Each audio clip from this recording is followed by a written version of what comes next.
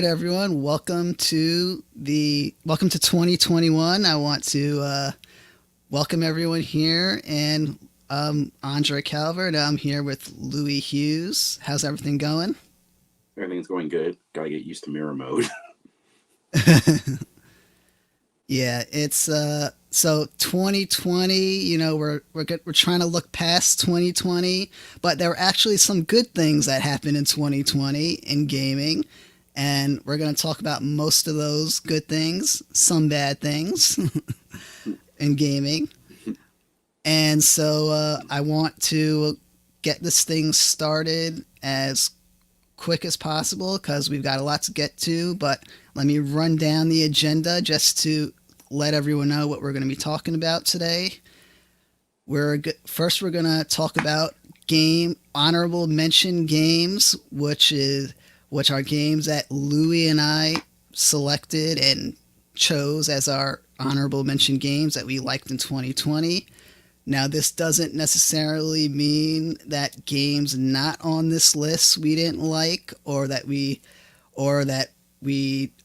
there are a lot of reasons why a game might not be on our list, and don't be too mad if it's not on our list. So these are all games that either Louis put on the list, I put on the list, or game and if it's not on the list, then it doesn't mean that it doesn't mean it doesn't necessarily mean that we didn't like the game. It just means that we might not have played enough of it. We played it and didn't like it, or both of us didn't play it, or whatever it is. So we'll talk about that after all of this is done. Why games didn't make certain games we didn't put on the list, or for whatever reasons. So all right, so let's get started. All right, and then after that, let me roll through the rest of the show here.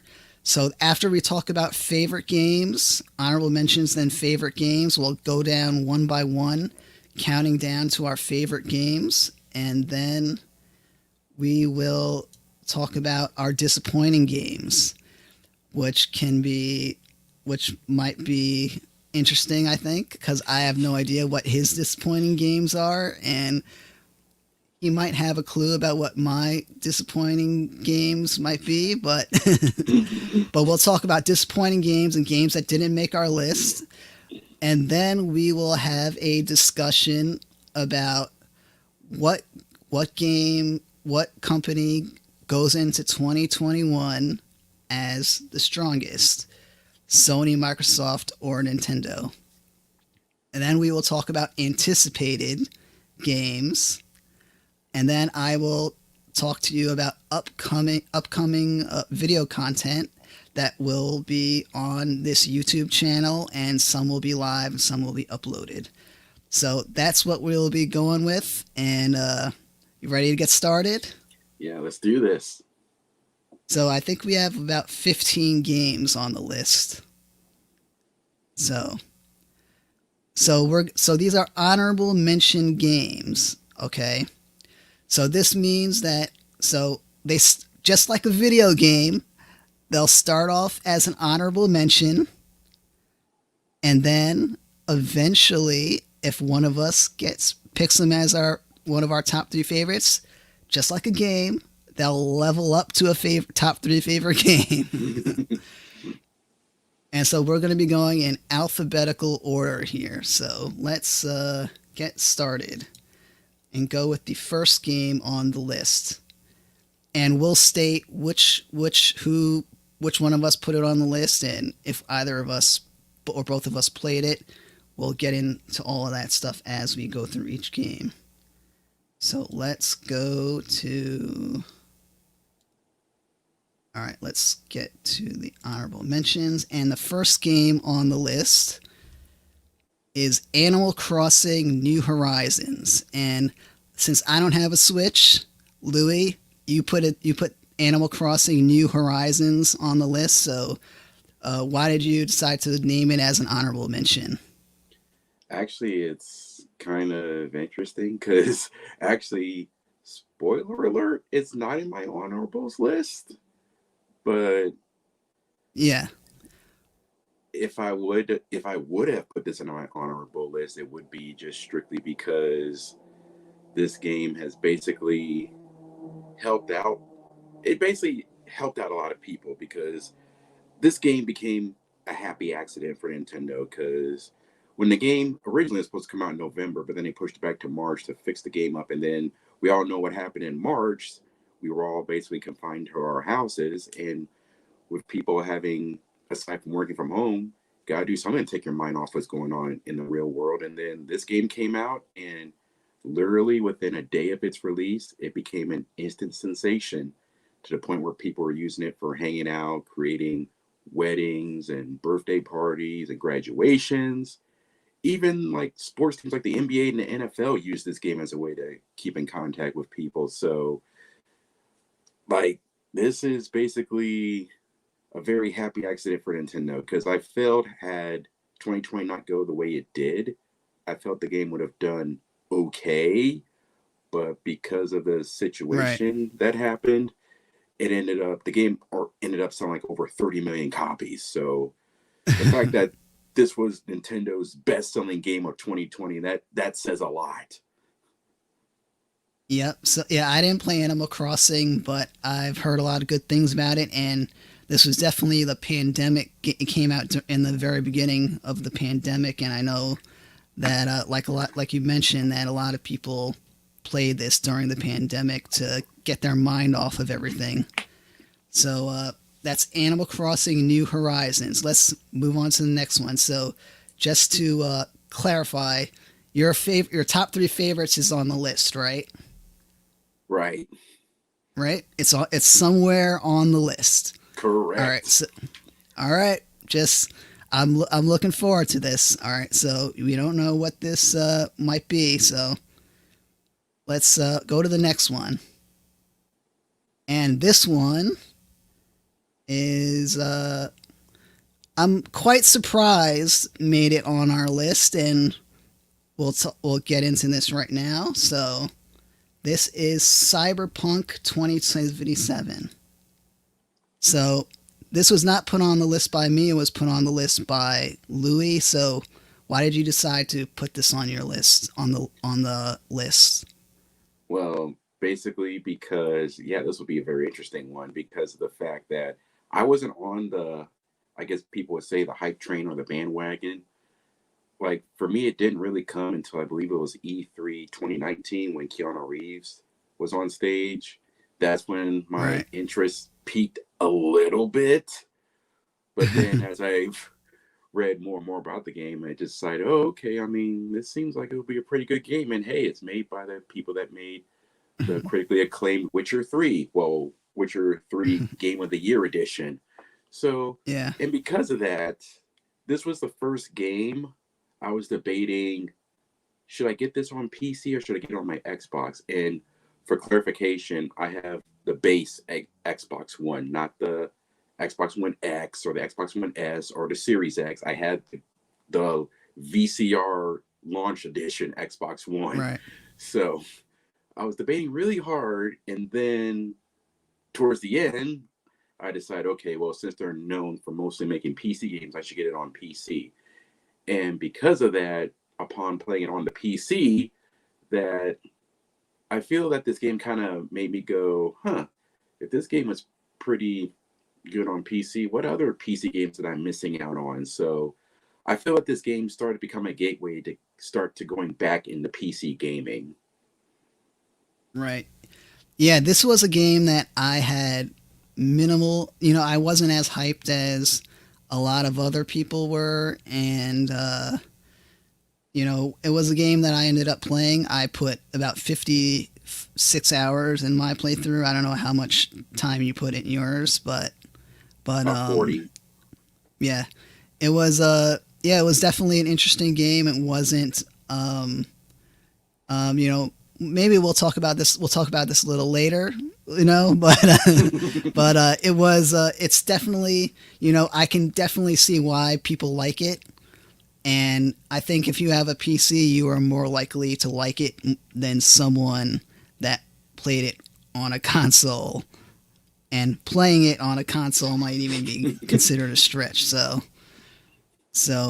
yeah, we'll double back to. We might have some more to say about this game a little bit later. So So that was Cyberpunk 2077 for PC. By the way, the platforms listed are the platforms that we played it on, just for clarification. All right, so the next game on the list is Doom Eternal. So this was a game that Louis put on the list, and it's a game that, I downloaded, but I haven't played yet. I'm not really a big first person player. So Louis, why did you what was it what was it about Doom Eternal that wanted you to put it as an honorable mention? Just because it's Doom. I mean, this is the game that, as of now, I don't know what, I think this was like during the 360 PS3 lifespan when I kind of just, when it felt like all first person shooters just basically played the same with the exception of Halo somewhat. I kind of just got out of the genre unless it had its own little twist to it. But Right. but I remember when the original like Doom reboot came out, which I believe was in 2016, that I just went, yes, this game went back to what I liked about first person shooters, to where it's just run and gun. I mean, the story is there if you look for it, and then Doom Eternal basically just doubled down on it, where as soon as you start up, forget the story. I mean, you can find a story if you want to, but otherwise, let's just continue to do what we do best, just run and gun. They added some platforming, which was questionable, but I just felt the platform was just there just to slow the pace down. But other than Hmm. that, the sequel to me definitely delivered, especially with the new content that just recently came out. And thanks to Game Pass, I was able to play this. So that's one of the big reasons why it's got on the list, because I wasn't going to be able to play it. But then when it was on Game Pass, I was able to play it. So yeah, the sequel definitely met its expectations and then some. I mean, I mostly just played the single player. I really didn't. I did the multiplayer Uh-huh. for a bit, but for me, it's all about the single player.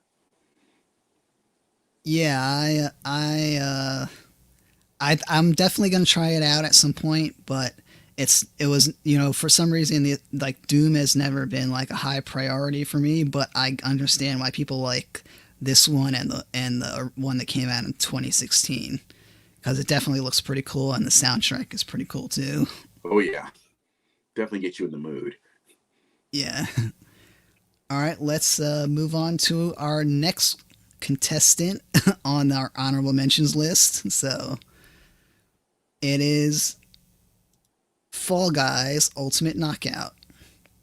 Now, this is a game that I put on the list. Did you play this game at all? No, I haven't. So, this is a game that I got on PlayStation Plus, but I ultimately decided to buy it on PC because I felt it was a much better experience on PC. And because it seemed like the servers on PS4 were not that great for this game in the very, very beginning, which is no story. But Fall Guys was a game that I remember watching, and I don't know if you were on the stream with me when we were watching those conferences back in June. And I thought it was I thought couldn't really take it seriously at all. And it was like the trailer, I don't think did the game justice. True.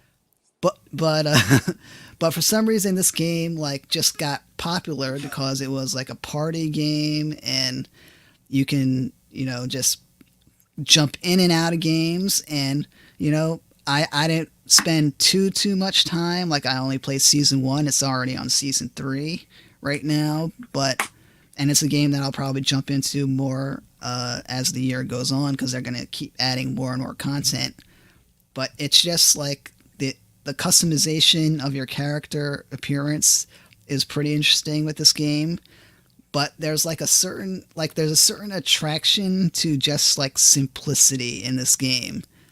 Like, you'll look at this game, you're like, how did this game become successful? It's like the most basic concept of a game, just with tons of people in it. Like, there's nothing like really that special about the levels in the game. What's special is that you're competing against 50, like was it 50 people, I believe, or 100 people? I don't even remember at this point. Probably, But it's like I a think it's 100. I think it's 100, but it could be 50. yeah, it's a lot of people. And so you can like grab people and push people away and do all sorts of things that make this game really fun to play, but can be annoying you if you're a streamer and you're getting stream sniped or something like that. Or and they actually recently just added private lobbies, which is pretty interesting. So that's Fall Guys Ultimate Knockout.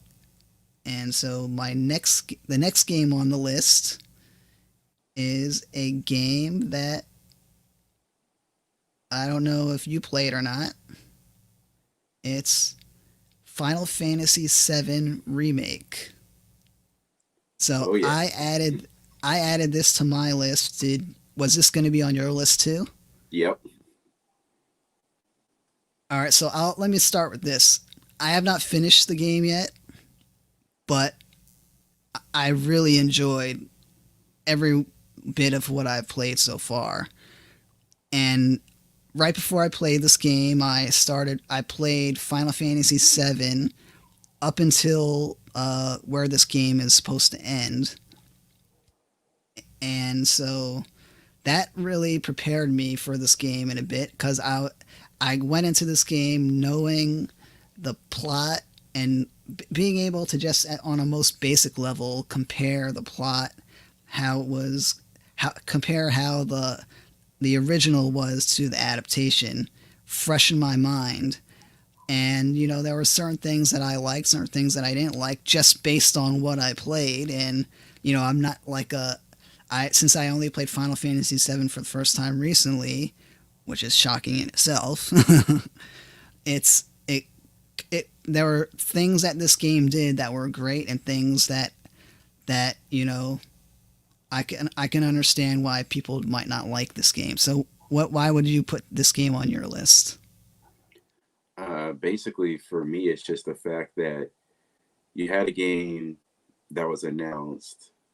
I believe it was in E3 2015, where it was officially announced at the Sony conference. That became the like this among Shimu and other things becoming like the best moment with Sony E3 conferences. But basically, for me, the reason I put it on this list is because this game had a lot of expectations going for it, and I feel that the fact that 5 years later they released the game. Now a demo did come out a month before, and the fact that that just showed how confident they were. They released a demo a month before the release, and then when the game came out, not only me personally, not only did it meet expectations, it went beyond it because the fact that they did like from ground up, and yes, even though it's just a small portion of the full game, I felt that the story is good, or they basically the story is still the same, but they somewhat added some things to modernize it, along with the character designs. And the thing to me that just set it above all else is the battle system. The fact they went from a turn-based to more real-time strategies. And I've had no issues with the battle system. Granted, it took a while to get used to, but after a while, it just became second nature. So to me, that was the biggest thing, is the fact that they managed to change the battle system and make it to where it's not, at least how I feel, not alienating the fan base of the original, but allowing the original and the newcomers to enjoy the game as well. Right. That was definitely something that I really enjoyed. The ability to just, stop time and switch characters on the fly and cast a spell or whatever. And the fact that it let you play as, Barrett or Tifa, just switching in between those characters and allowing you to play. Like you could hypothetically play most of the game as Barrett or Tifa, and the game would let you if you were in a battle scene and they allowed you to do that. So that's so that to me, like, I think that this game, I know at the end of the year this game didn't get quite as much praise as I thought it would, but this was a tough game to adapt to the environment that it gave us, and so I think that this game did a pretty good job at just like an adaptation from an adaptation standpoint. I think where people were kind of like, eh, were some of the things that like they added that might have been filler or stuff that they didn't really like too much that added length to the story. So, anything else before we move on? I'll save it. Well, I guess, like you said, I can understand like the drawback to it, especially for someone that hasn't played a Final Fantasy game going into it thinking like it's the full game when in actuality it's not. Yeah. Yeah, the downside is that this is like part one of like three installments, or was it two or three? Yeah. So that's like the biggest knock about this game. Like it's like is this a money thing, or like why do they have to separate it into three games? So all right, maybe we'll come back to this game later. You never know. All right, so let's move on to our next game. You ready to move on? Yep. All right, so let's go to the next game, and this next game is a game that should have had more hype than it did, but it kind of got overshadowed by three other games, including Final Fantasy VII Remake and a few others that had more hype than the game than that I'm about to show, and that's Ghost of Tsushima. That's Ghost of Tsushima, and this is a game that I added to my list. Was this going to be on your list, or did you play it? Yes, I did play it, and unfortunately, it's not on my list. So this game is on my list, and the reason why it's on my list is because I've never really played a samurai game like this before, where it was, there are very few samurai games, I should say, that have sword fighting and, stuff involving sword fighting. And although there are games that came out much earlier, like Bushido Blade, and there might have been a few others that that's escaping my mind. Ninja Gaiden. But yep, Ninja Gaiden. But this game is just a beautiful open world, and there are a lot of the art direction of this game is tremendous. Like, I can't say it, and the soundtrack is good. The voice acting, you can either get Japanese or English audio and subtitles, whichever you prefer. But the one of the unique things about this game was the photo mode, and this is the only game that I've ever played where it made me want to use photo mode. So that's why I have to put this game as one of my honorable mentions. And so, and you have anything else to say about this before I move on? Just that the fact that it's a very, like you said, it's a very gorgeous game, and I play this on my slim PS4, but for the people that have the PS4 Pro, I'm pretty sure it looks even more amazing. Oh, yeah, nice. I have yeah. And from what I've been told, I think they did an update to where I guess it has a faster frame rate on the PS5. But I believe so. Yes.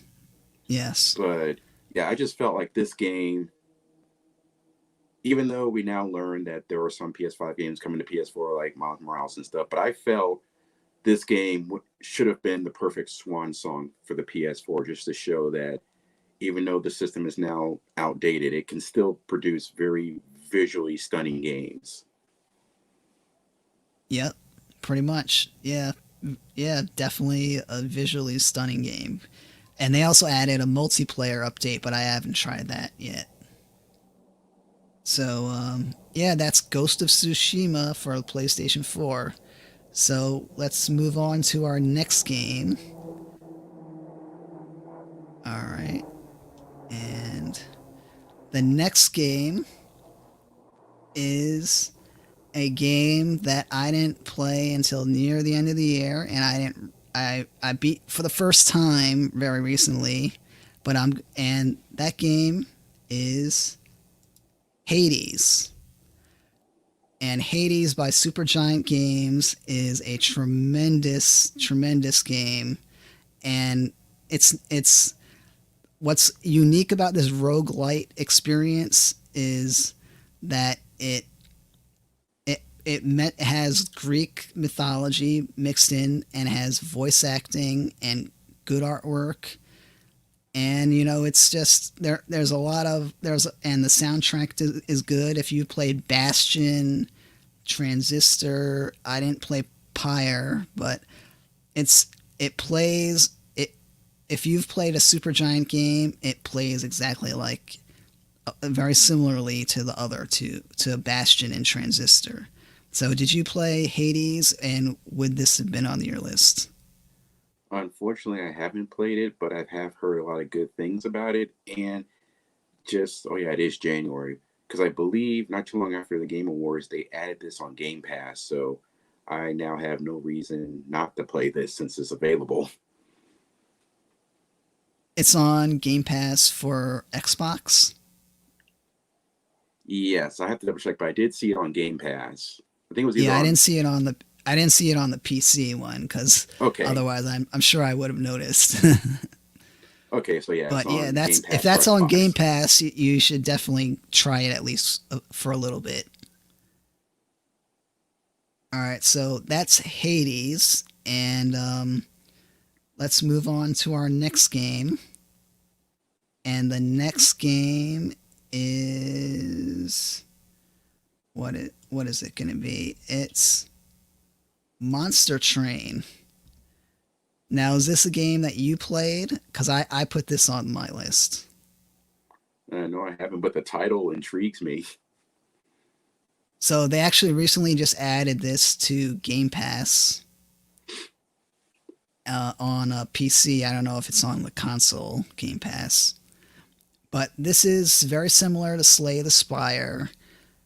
And it's a game that I reviewed earlier in the year. And it's a game where you use different factions and you're on a vertical train and you have to it's a deck building game also, and you have to sort of place your monsters against the enemy monsters, clashing each other in a horizontal way.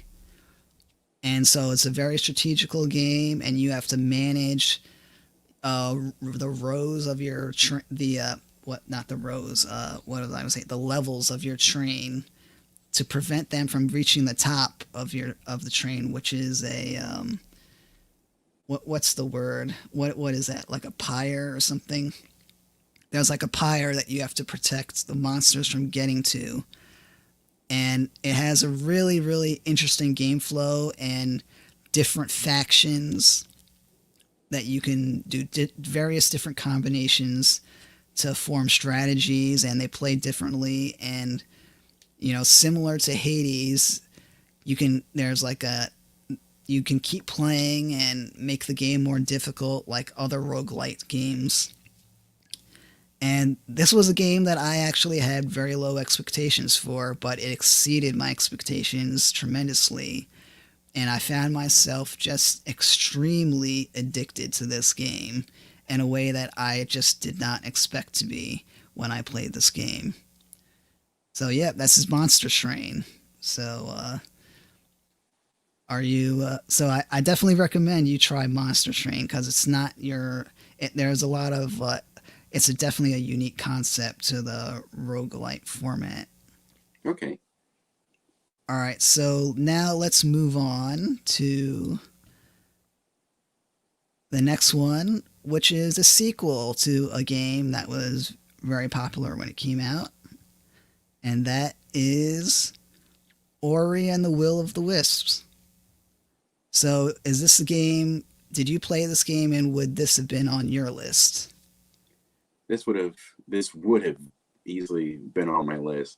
I orig- I actually played the first one, believe it or not, on the Switch, and then they added this and its sequel on Game Pass. So now I'm currently playing the first one on PC. I played a little bit of the second one, but yeah, if I just had more time with this could have easily been on my list. Yeah, this is I actually unfortunately I had a controller bug when I first started, but this game is a beautiful game. There's a lot to like about this game. And the reason why I have to give it an honorable mention is because it's just more Ori. I wrote this when I in our Black Friday post, and it's just a lot of Ori and like of what you played before, but the combat is a little bit different in this one. The art direction is tremendous in this game, soundtrack, and there is difficulty, although the game doesn't feel quite as difficult as the first one. And it's if you, I think that this, unfortunately, this game got overshadowed, I think, by a lot of other games that came out this year because it came out very early in the year in March, and this was a Game Pass game, and it was like one of the games that I saw when I wanted to build my new computer. I was like, oh, I gotta get a new computer so I can get Game Pass and I can play this game. Mm-hmm. So this is definitely a solid game. This is a solid game, and the way they tell their story is very sweet and will melt your heart if you Oh get into the yeah. story. Yeah, yeah. So so that's Ori and the Will of the Wisps. I'm gonna have to play more of it, but I can't not mention it because it was definitely a good game. And this kind of falls into those there are franchises where like Uncharted or I'm trying to think of another example. Like they don't really build on it too much, but the quality remains the same. And that's kind of what this is, and that's why it's an honorable mention. All right, so the next game on the list is a game that I am shocked that is on my list, and that game is Out of the Park Baseball 21. This is a game that I played on Game Pass, and it's it's a baseball simulator. And the reason why it's on my list is because it's the perfect team mode. It's similar to like the Madden Ultimate mode, and you can get packs and you could play against other people. It's purely this is on my list purely for the multiplayer mode. Although the single player mode is the mode that is most well known about this game, and it's most well known about the game, and but the multiplayer mode has like a league structure, and you build your team from the ground up, and you can mix historical players, live players, whoever you want to have on your team, but it's all simulated, so you don't actually control the outcome of the game as it's going on. The computer simulates it, and then if you get high enough, you get promoted to the next league, and if you finish low enough, you can actually get demoted to the league below. So, have you ever played this game, Louis? No, but I have played like basically sports simulation Yeah, games you like did the this in the football. past. Yeah. I think you did like a football simulator game years Uh, ago. it was the basketball one. Basketball simulator. Yeah. Yeah, Yeah. Yeah. So, yeah. Are you a baseball fan at all? I am, and I completely. I mean, the thing about baseball is, I don't know why. Maybe it's because of how I was raised, but with the exception of the World Series in 2016, usually most baseball games, I have it on as background noise. That seems to be the sport where I'm okay with listening to it rather than watching it. I don't know Right. why. It's just yeah, baseball is a sport that I can just listen to but not watch. Yeah, I don't blame you at all. I don't blame you. So, all right. So let me. I'll move on from this because this is probably the least interesting game to talk about that's on the list. I will If I'm say being this completely though. honest, even though I like it. Well, I'll just say this for I say games like this are perfect for people who don't game, but they want to say like, "Oh, I can do a better job of managing that team." Well, here you go. For that insert sport simulator here, games like this basically is perfect for you. Yep. Yep. Pretty much. Pretty much. All right. So let's move on to the next game on the list. By the way, we're on a streak of games that are only on my list, which is fine. I don't have any problem with that. Nope. And the next game on my list is a game that I really, really was looking forward to. And purely for aesthetic purposes. It's a puzzle game, and I've just played it recently. So, and it was a recent addition, as recent as last night, actually. So, but I loved it so much, and I could not ignore putting this game on the list. So that game is The Pedestrian. You know what this game is, Louis? I have no idea what this game is, and Yeah, the I picture bet you there doesn't really help, but it sounds familiar. Did they release a trailer yep, for this? yep. For If it's what PlayStation, I think I they might know released a what this game. trailer for it for PlayStation. Yeah. I think I might know what this is. But please continue. But I So, think I've heard of yeah, it. yeah. So this is a puzzle game where you play as the pedestrian figure that you see on street signs, Oh, and it's 2D puzzles in a 3D world. And what you do is you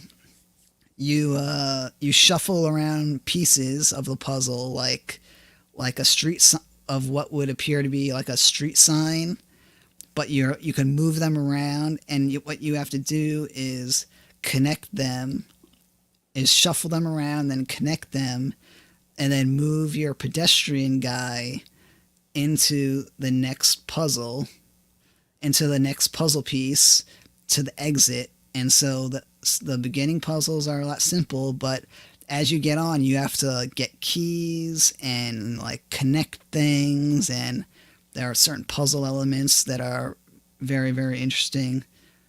So this is I'm very happy that I was able to play this game. This actually came out in January of 2020. So unless this was on your radar, it might have slipped past some people, but I think it was released on PS4 in September or something like that. So yeah, The Pedestrian. Wow, what like just from a pure like puzzle, like a unique concept of a puzzle game. That's what initially drew me, and I had this game on my radar for quite some time. So I'll definitely give it a all look. right, And that sounds very interesting since it is a puzzler. yeah, and the puzzles aren't that difficult either. They're challenging, but I didn't find them to be like that difficult. All right, so the next game on the list is a game that you can finally talk about. It is Star Wars Squadrons. So I have not played this game. So Louis, why is this an honorable mention on your list? Because of the fact that this is the Star Wars game we've wanted for a very long time. I mean, Yeah.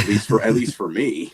I mean, the last good, well, aside from Fallen Order, the last good one for me was the World Squadron series on the N64 and GameCube.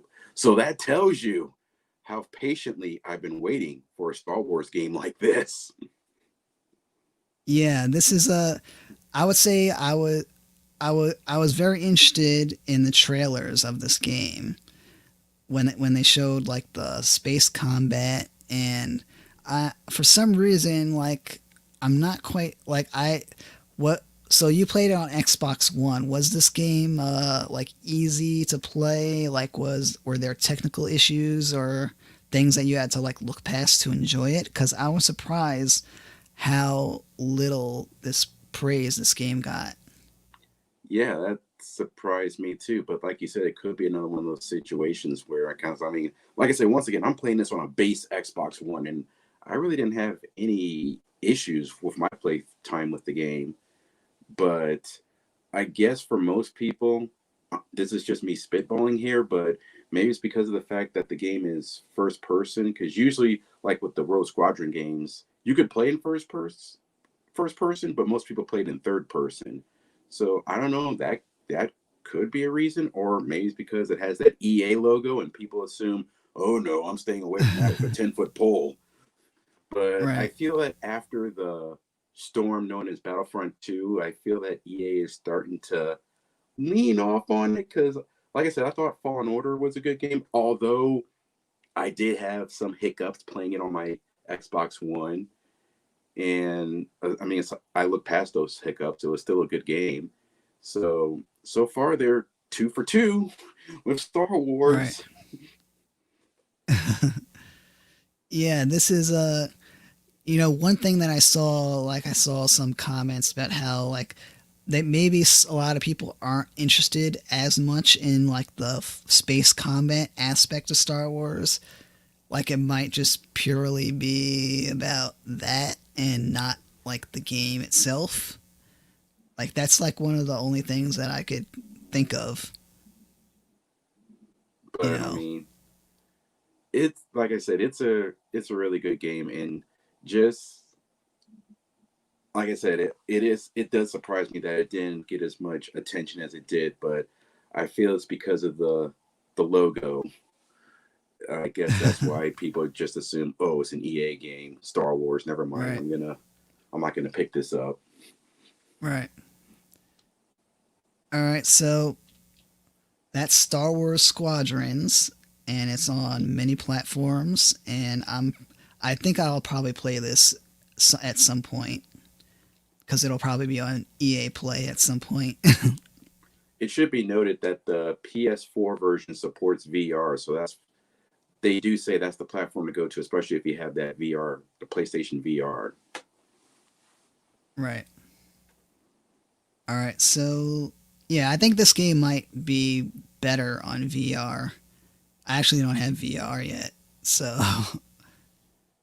all right. So let's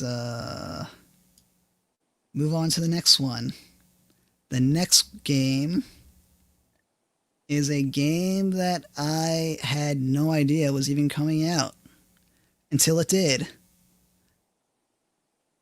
Actually, until I saw a trailer for it about a month or two before, but totally caught me by surprise. But it's a multiplayer version of a more recent version of a classic game. I think I'm saying that correctly, and that's Tetris Effect Connected. And this is a game. So did you ever get a chance to play any of it? Oh yeah, I played it on the Xbox for Game Pass. Yeah. So this was would this have been on your list or no? Probably not. I mean, even though it is a good version of Tetris. There's like lots of good versions of Tetris out there, and I Yeah. this is definitely among the top of, especially like just the amount of color that's in this game. I mean, this will really Yeah. show off that beautiful HD display. Yeah. Part of the reason why this is on my list is because I didn't play the original Tetris Effect, and so I played also the single player, but just the multiplayer is the reason why it's called connected. First of all, obviously, but the multiplayer, it like as much as I was getting my rear end handed to me online, I kept wanting to jump into a new game. But I think what's even cooler about this game is you can play the classic Tetris or the modern Tetris with modern rules, plus it has a ranking system.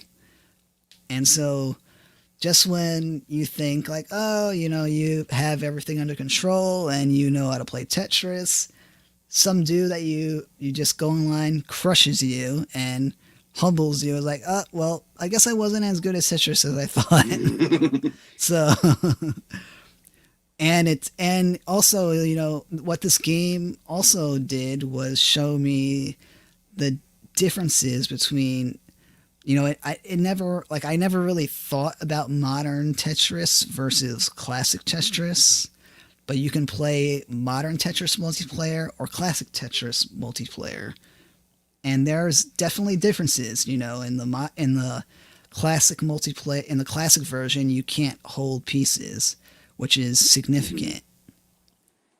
And I also found that when I needed that vertical piece, that long piece, it never came in the classic. But it seemed to come a lot more often in the multiplayer, in the modern version. So for that reason, I choose this. And the only reason why I'm not too high is that it has a multiplayer mode where you can play with other people, play with like three people, two other people at least, against a boss. But they have it restricted to weekends for some reason. I mean, no, they have the PvP version restricted to weekends, I should say, but not against the AI. And so I was a little disappointed in that. But generally, the game, if you like Tetris, then you should like this game. Like the game also like makes it much more colorful and has a nice soundtrack, and also the single player is also obviously part of it too. And the Tetris Effect Connected, I think, is going to be added to the PlayStation version later in the year in 2021. So you should definitely check it out if you like Tetris. But it's not like revolutionary, and it doesn't like do anything like too new. It just gives you a multiplayer option. And the last multiplayer Tetris, I played the PS3 version that they had. And I don't know if you played that version, and that had multiplayer, and I was kind of disappointed that something did not come out after that had multiplayer, that we had to wait this long. So that's Tetris Effect Connected. So let's move on to our next game. Just a quick mention for Go Tetris ahead. 99. Yeah, definitely. Tetris Effect 99 is also a very good. I haven't played, but it's a Nintendo exclusive, right? Yeah. So, yeah, if that came out to other platforms, I think it would have been popular. So so the fact that Tetris 99 didn't come to other platforms, I think, left an opening for Tetris Effect Connected to Yep. sort of fill that void. So, yeah, that definitely should be mentioned. So, all right, the next game. Oh, what happened to my mouse? Here we go. Is a remaster of a classic game, but it's a really popular game, and that is Tony Hawk's Pro Skater 1 and 2. So, this is a game that I have not played yet, this version, but this is a game that was that you added to the list. So, why is this an honorable mention for you? Because I feel that basically this is another game where the you can debate between like remake and remaster. I feel that once again, since this was built from scratch, And this team, the name escapes me at the moment, but they did a really good job of recreating why these games were very popular in the 90s for people who don't even skateboard. But then it's just like, oh, yeah, look at all these crazy combos and moves I can do. And it playing this really did bring me back to the back of 90s gaming back then. And the fact that not only did they just remaster like the first two games, they also added some tricks and maneuvers that was implemented later on, like in Tony Hawk's Pro Skater 3 and 4. So that makes it even more awesome. And with the fact they brought back favorites like Track Editor, and I don't know how, but the fact that they managed to keep the soundtrack for the most part intact, to me is a miracle on its own, considering I'm pretty sure the licensing fees wasn't cheap, but they somehow managed to get that done. But overall, it's just a really, really, really fun game. And it just makes you forget about all the other, like the previous, like Tony Hawk's Pro Skater HD. Like, yeah, that I completely forgot about that till I was reminded of that. But if you just want to go back to a time where what was Tony? I didn't know who Tony Hawk was. I played the game on PlayStation, and it's just this remaster is just perfect. It's just a Right. perfect nostalgia trip done right. Yeah, this is definitely a game that I'm gonna eventually get at some point and play. I was not like I was definitely not like the biggest player of this game, but I definitely enjoyed it. The soundtrack is good, and it's just a game that you can just relax and play. And the missions of like getting those letters and doing the tricks, like all of that stuff is very appealing about this game. And I think I'm actually surprised that we didn't really get something like this until now. That it took this long. Probably just like I So said, because the last Tony Hawk's Pro Skater HD remake was terrible. Like the visually it was good, but the physics and everything was just it was terrible. yeah, yeah. And so you played. Is Do you have a preference of one or two? Actually, the one I still consider a favorite is part three. But if I have to choose between part one and part two, I have to go with part one just because I actually made a mistake in my story. I did not play the first one on PlayStation. Actually, believe it or not, I played it on a Dreamcast. All right, so that's Tony Hawk's Pro Skater 1 plus 2. And now I think we are coming down to our last game on the list. And this is a game that I reviewed earlier this year, and it was a pleasant surprise, and that's Wintermore Tactics Club.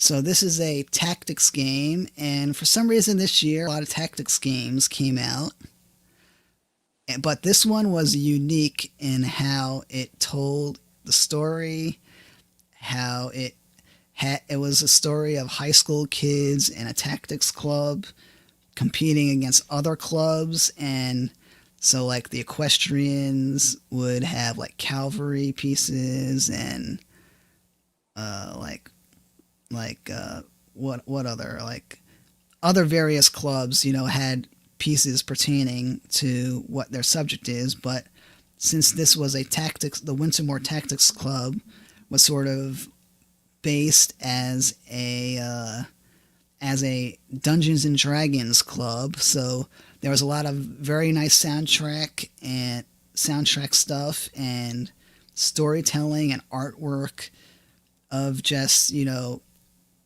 of just kids having a fantasy world. And it's a game where the fantasy world comes to life pretty much, and they are put into a snowball tournament, and the principal is involved in the story, but I'm not gonna get into spoiler territory. But the one thing that made me like this game much more than I thought I was going to like about it is the fact that the story ended in a way that I did not expect.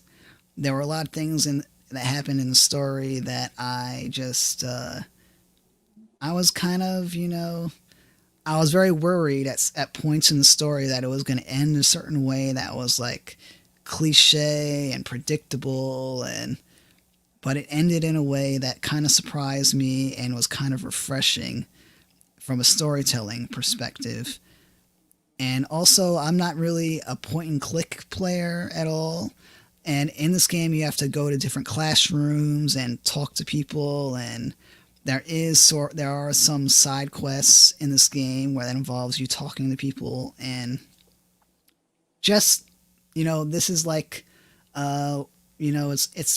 it's hard to just like. There's a lot of indie darlingness about this game. It's probably the best way for me to describe it. And so it was really great game, really fun game. I'm glad to have played it. And if you're into tactics games, I suggest you try this out because it sort of presents tactics in a different way than you're sort of used to. So I'm guessing you haven't played this game, right? That's correct. Yeah, yeah. And I have a review of it on the website if you want to find more about it. All right, so I think that we are done going through our honorable mentions. So now Actually, that wait, these are all the games, right? there's two Two what for honorable mentions. that are not listed? Right. All right, well, hold on a second. Let me go back and let me pull this up for a second. Can you put them? All right, so let's put the honorable mention games in. Let me see. All right, so why don't you? All right, let's go back to the honorable mentions. Unfortunately, I don't have time to get the graphics for these games, It's but cool. that's fine. Yeah. All right. So what games? So why don't you go? Hit me with your first one. That's not on there. The first one is actually going to be Trials of Mana, and I played that Trials. on the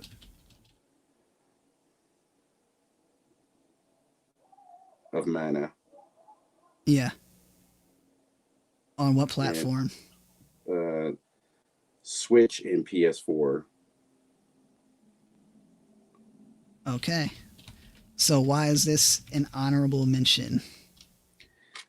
because honestly, I feel that this is like another classic JRPG game where it had the unfortunate mishap of coming out 2 weeks after the Final Fantasy VII remake. And but unlike the Final Fantasy VII remake, this game never saw a release in America. This was a Super Famicom Japan only exclusive game. And for the longest time, the only way for people in America to play it is through means. I'll just leave it at that, and by basically doing fan translation of the game. So they've heard they've heard it loud and clear, and they finally released Square Enix, or yeah, Square Enix. They finally released it, and you have an option of playing it either English or Japanese. I recommend Japanese. And this game, they had to change everything around. So now instead of it being 2D, it's 3D with updated visuals. And just like with Final Fantasy, they updated the battle system. So instead of being turn-based, it's more real time, and it's a very good RPG, but unfortunately it did get overlooked because of Final Fantasy. It is available on Switch, PS4, and PC. I played both the Switch and the PS4 version, and if I had to choose, I would go with PS4 just strictly because the PS4 and PC, well, PC you can do it high, but the PS4 version runs at 60 frames while the Switch version only runs at 30 frames. So Mm-hmm. if you and unlike Final Fantasy, this is the full game, but if you do want a game that if you're in for that JRPG hook, and I feel this is the game to go with. Just unfortunate that it was overlooked and not too many people talked about it. So that's why it was on my list. And this was literally last minute when I discovered, wasn't there something else I was playing? Oh yeah, it was this one. Yeah, Trials of Mana is a game that I was definitely interested in playing, but since it was an RPG and other games that were out around the same time it was released, and it was never like high on my priority list. So, but it's definitely a game that I have my eye on to see how it is. And then the other one, this was literally last minute since you brought up Tetris Effect. I thought I have to Yeah. bring up Super Mario Brothers 35. Super Mario Brothers 35. All right. So, and that's on the Switch, obviously. Oh, I'm sorry, Super Mario 35. Super Mario 35. Okay.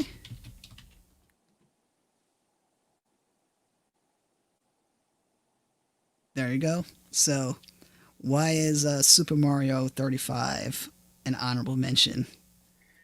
uh, when you was explaining about how basically how fun the multiplayer is for Tetris, like when you was discussing that, it just dawned in my head. It's like, oh my gosh, because that's what happened to me with Super Mario 35. How it's basically Super Mario Bros. But in a battle royale setting. And Right. at first, I thought it was just going to be okay. How is this going to work? But then it's kind of funny. Long story short, people brought up how like some modders did this on PC, and then Nintendo ordered a cease and desist, and then a year later this comes up. So basically what makes this yeah, so basically what makes this interesting is the fact that you're basically playing against 35 other people, but they do some minor tweaks to make it more interesting. Like whenever a player one kills Bowser will show up on your level. So you may have the level memorized, but then all of a sudden these enemies pop up from out of nowhere, and then it just starts to get very challenging. It goes from super easy to super challenging, and they have special events to where they'll do things like collect as many coins as you can in amount of time, or this level is strictly like Goombas only and stuff like that. So because of that, I actually do play the game at least once a day. When it came out, I was playing it a lot. Now, right now, I'm a level 75. So Uh-huh. of all the games I played, a good majority of them I came out in first place. I can't say the same for Tetris 99. I'm lucky to at least make it in 50th place. So, but I guess the other part of me was thinking why I should or should not add on honorable mentions is because of the fact, as people know, by March 31st of 2021, this game will no longer be available. So you have 3 more months at the time of this recording to play it. Yeah. So just just thought I'd give a heads up on that. So yeah, those were the literally the last two that just popped up in my head. All right, no problem. All right, so now we're done with the honorable mentions. Honorable mentions, correct? Correct.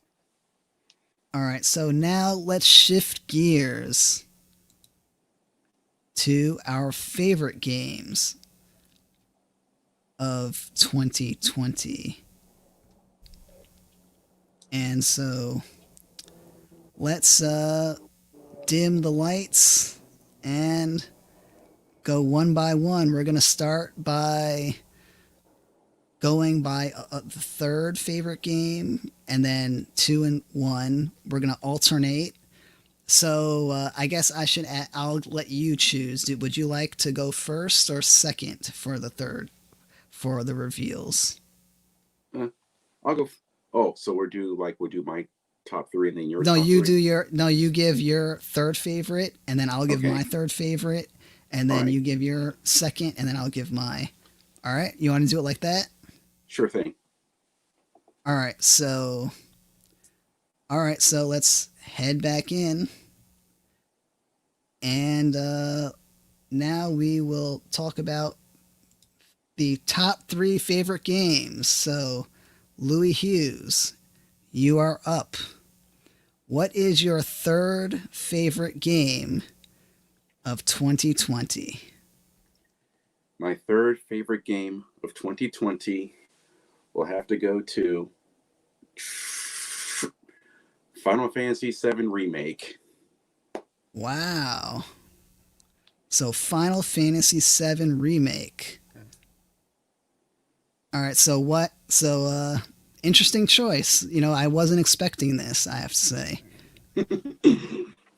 All right, so The, talk. I want to hear more. uh, it's just basically because when playing it, I felt that this game to me felt like how, for the most part, how you should basically remake from what most people consider an basically a JRPG classic, the game that literally put PlayStation on the map as basically the RPG machine. And like you, I didn't play the game when it first came out. I played it when it was available on the PS3, and just playing the remake, it was I had a really good time with the game. I mean, the new battle systems, like I said earlier, the new battle systems, how it was changed for modern times, but to make it for the most part accessible once you get the hang of things, and then the character designs, the story, and the soundtrack. I mean, to me, I felt aside from the length and everything, it really basically did the game justice.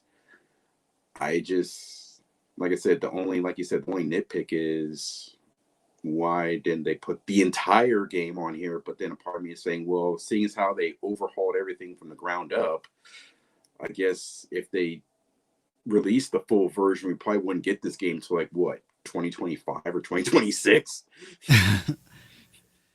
Yeah, I can't. I definitely can see why this would be in anyone's top 3. Like this is like we were sort of mentioning it earlier, but like just an at it's not easy to adapt a game from what Final Fantasy VII was. And as I was playing it, as I was playing the remake, I was wowed at just how they were able to translate the original version to the new version. And that first fight in particular, that was Mm-hmm. in the demo, and it's in the very beginning of the game against the Scorpion, is like a perfect example of something that is not really like a huge thing in the first one, in the original, but in this game it's like a huge fight, and like a lot of things happen, and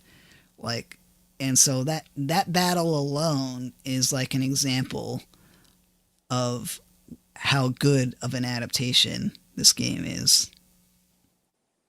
And just the voice acting, let's not ignore the voice acting, because Oh no. Barrett, the guy who played Barrett, was amazing. Oh yeah, And about I that, the thought Barrett, voice acting was just tremendous. yeah, yeah. The soundtrack is also amazing too. You can't forget the soundtrack. So yeah, this is definitely like, and I hope that we get some news about the next one pretty soon. So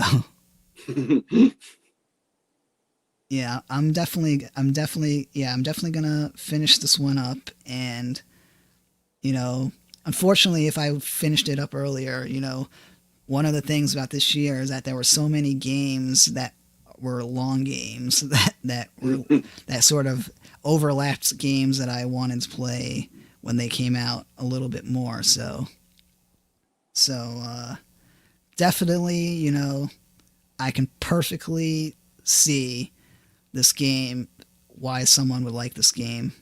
Definitely, no doubt about it. So Final Fantasy VII Remake is your third favorite game of 2020. Pretty good stuff. All right, so now let's shift gears and let's talk about my third favorite game of 2020. And this is a game that I was not, it took me a very long time to come to this conclusion. And I know I was talking with you a while that, we had our first two pretty much figured out, but the third one was like, I could have gone many different directions on this. I could go with hours played. I could go with, you know, many different reasons I could have picked other games. But I love my indie games. I love my indie Yeah. games, right? Yeah, yeah. And whenever something is conceptually amazing and done well, and a game that I've been looking forward to and meets my expectations, and I also love my puzzle games. So that is The Pedestrian as my third favorite game of 2020.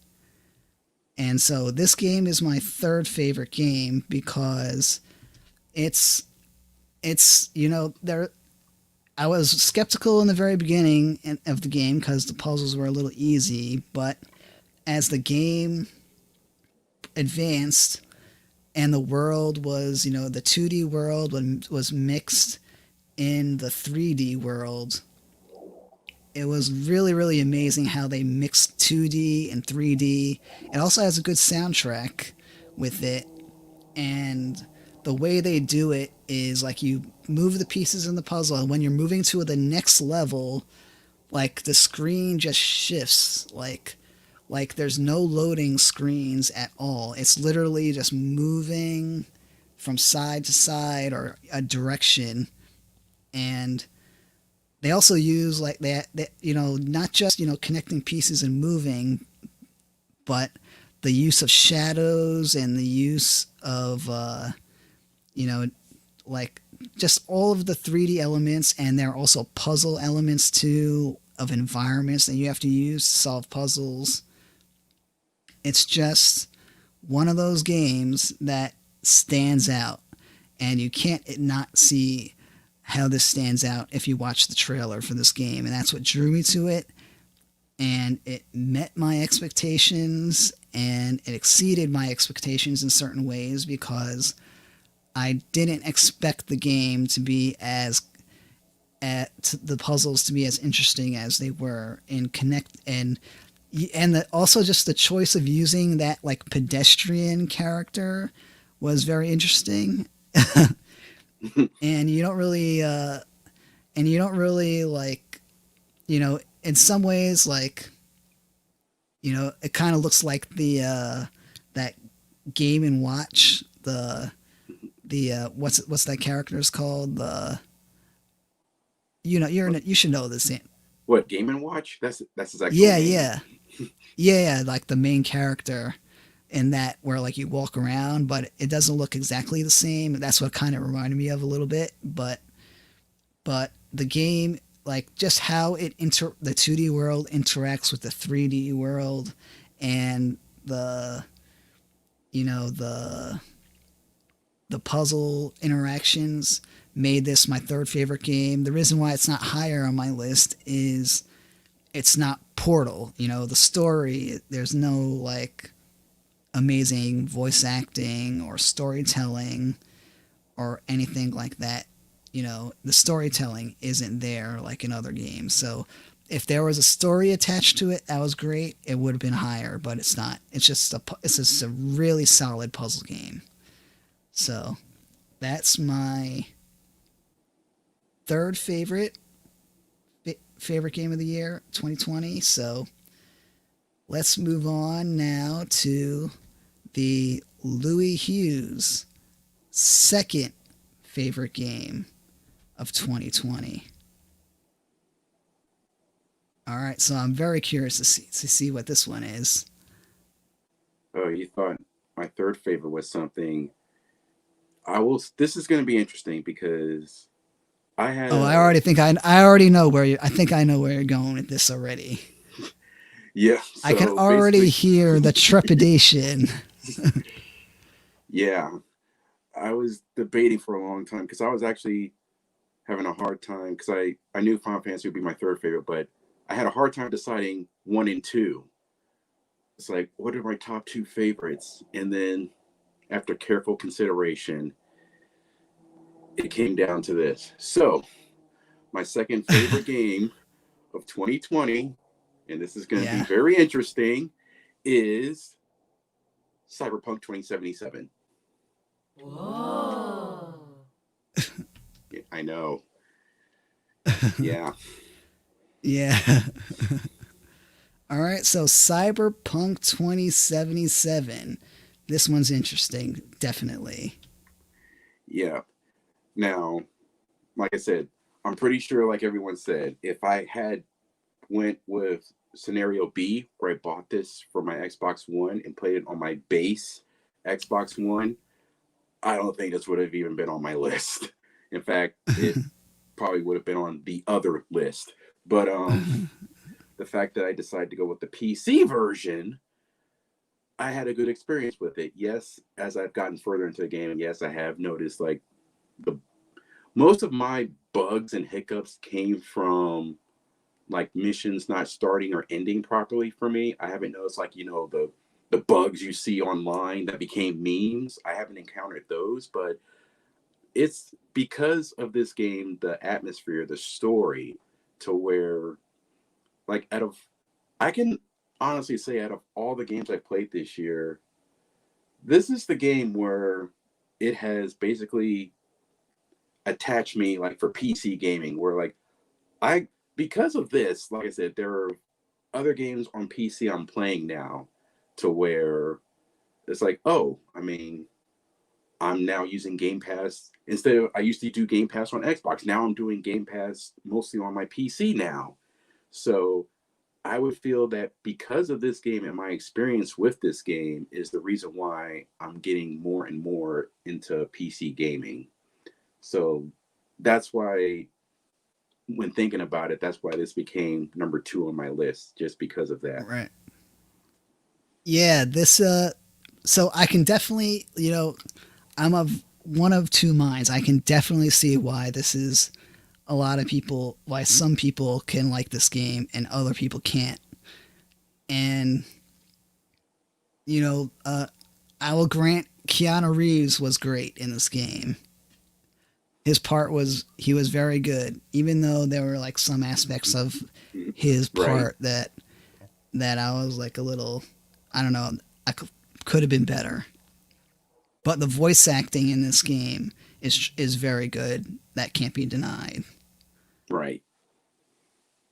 Yeah, so yeah, I can definitely see why. And it isn't a big open. It is a big open world. No matter what your criticism of the open world is, it's definitely a big open world. So I can definitely see why this game is liked, and especially if you played it on PC. But that doesn't mean that the PC game is perfect. Right. Just means that you're able to get through the game a lot easier than console players were able to get through the game. So yeah, I would love to talk about this maybe a little more at some point, but I don't want to get into spoiler territory because unfortunately there's a lot about this game that unless you talk spoilers, it's very hard to talk about a lot of aspects about this game. So And I should give a quick shout out to a friend of mine. He has this game on the consoles. He's playing it on his Series X. And I can say from looking at the Series X version runs it, I mean, it looks pretty good on from what I've seen because they give you the option to either play it in performance mode or quality mode. So you have an option of either playing it at if I remember correctly, at let's see, performance mode I believe is 1080 60, while quality is 4K 30. yeah, yeah, yeah, definitely. Yeah, it's this is definitely one of those games where both the game and the performance play a huge role in what you think of it. And there are a lot of varied opinions about this game. So, and there's also a lot of stuff surrounding the game that doesn't help the game either. So,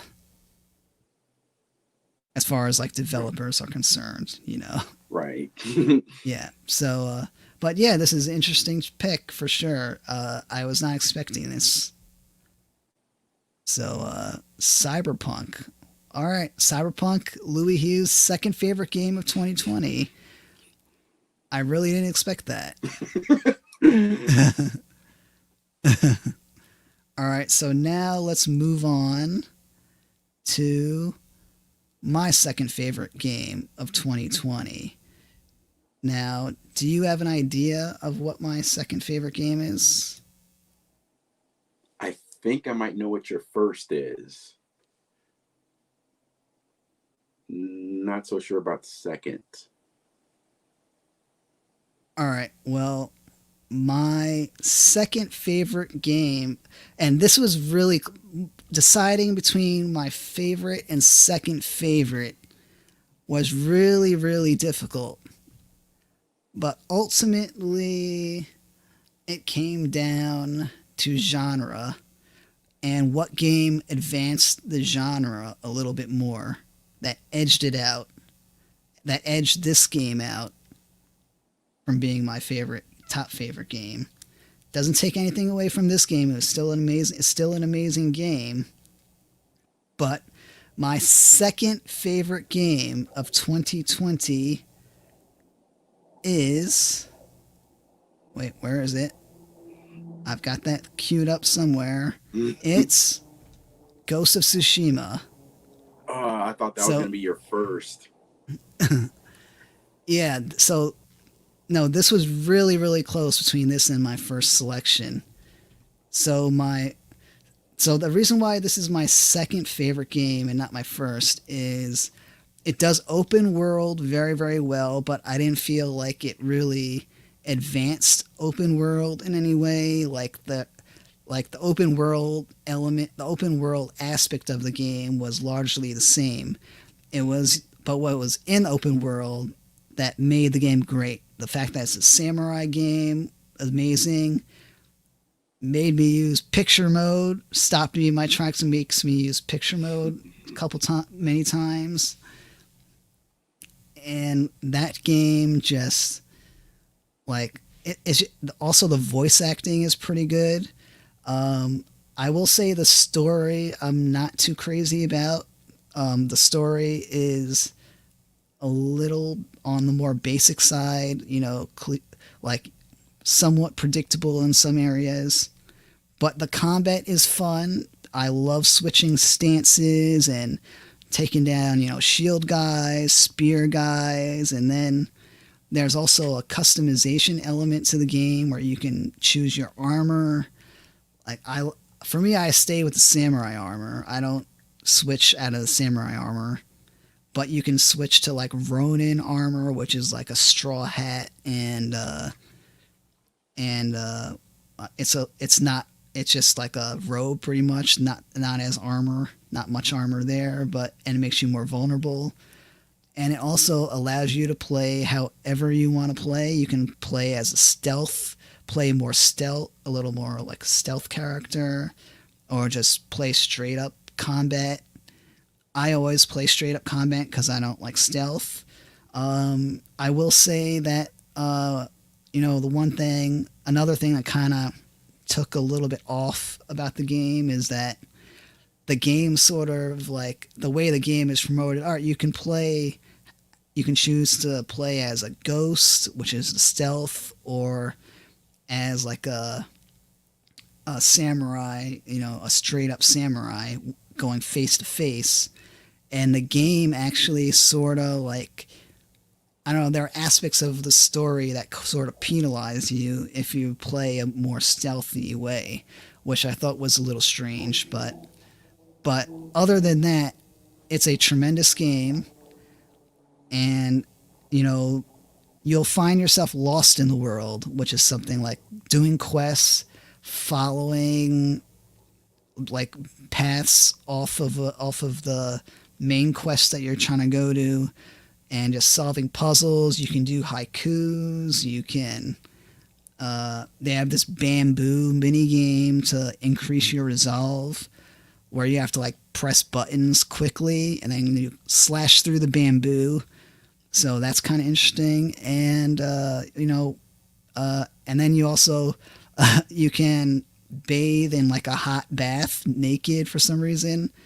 And so that's like a, and then you like get like a higher energy, I think, or higher health, something like that.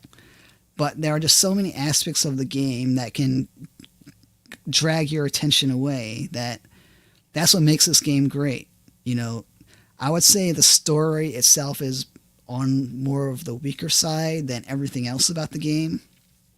But like, I think it's going to be very, very difficult. And one of the other reasons why it's my second favorite game, I think it's going to be very, very difficult for this game to be topped by another samurai game. That's why I think that I don't know. Do you think that this game is gonna be always up there as a samurai game? Oh, without a doubt. Yeah, I mean, yeah, yeah, it's definitely in there in the top. yeah, yeah, yeah. Because I There mentioned, also aren't that many. yeah, that's very true. Yeah, yeah, yeah, yeah, yeah. So that's why this was like very ambitious, and also the sound effects, like the sword sound effects and the sword combat, also makes this, like the clanking of the swords when you're like, bing, bing, bing. you know, yeah, just a really fun game. So, yep, Ghost of Tsushima, my second favorite game of 2020. All right, now let's move on to the main event of this section. So, let's go to Louis Hughes' favorite game of 2020. I'm actually not sure what it is, but based on your commentary earlier, Yeah. I would say Tony Hawk might be there. Well, I really had to, like I said, I had to debate between one and two. And what made me decide for number one was basically, this is a huge hint. I feel that the reason why I chose this game as my favorite game of 2020 is actually, it's completely shocking because I feel it's not because of the game. I feel it's because of the impact of the game. And that game is Animal Crossing New Horizons.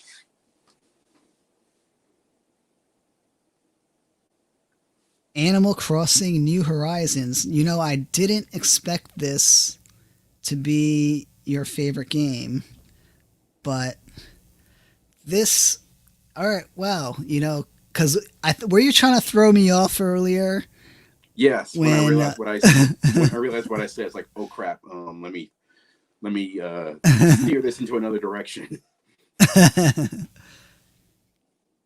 yeah, so Animal Crossing. Yeah, I can definitely see why this. But on the other hand, you know what? Since you're a Nintendo fan, I'm not surprised. Yeah, but Since you're a big, yeah, yeah, yeah. it's just like I said. The reason this is probably the first time I'm choosing this like out of different meanings because I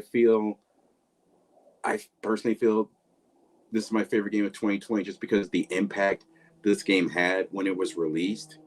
Because of the stories I've heard about people, how they had to deal with isolation and not being able to like hang out with friends and everything because of everything that was going on, and how this game came out at that.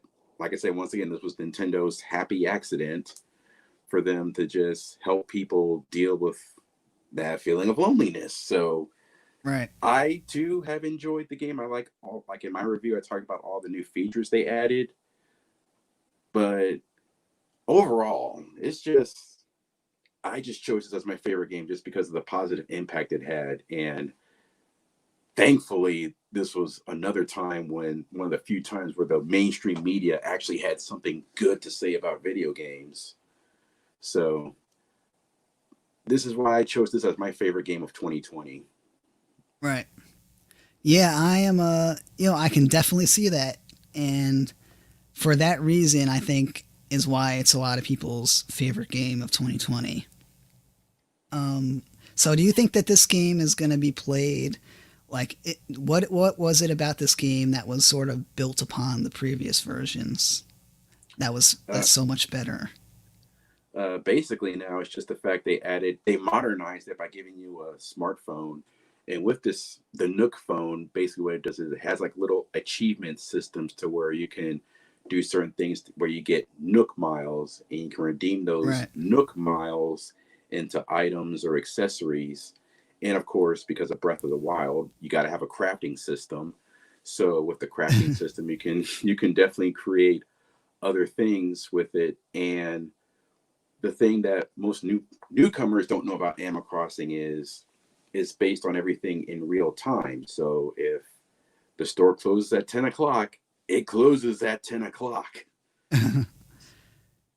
And then Yeah, yeah. the biggest, actually the biggest thing about Animal Crossing that they did change is the fact that you can landscape your island to what you want it to be. And that's why you see all these people online like doing these crazy designs for these islands. So I think that of all the features, that's the biggest feature that really helped out was the ability to customize your island.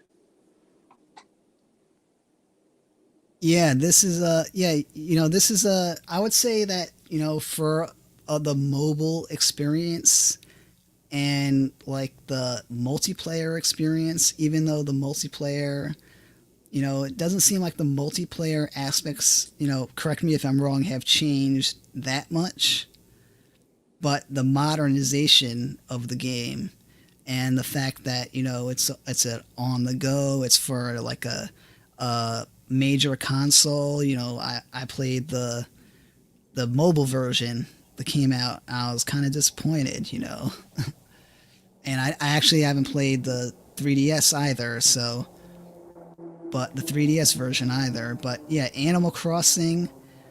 If you're an Animal Crossing fan, then you're probably gonna like this game no matter what, right? Right. And yeah, ever since, I mean, the popularity of it has died down somewhat, but there's still like a huge community for it.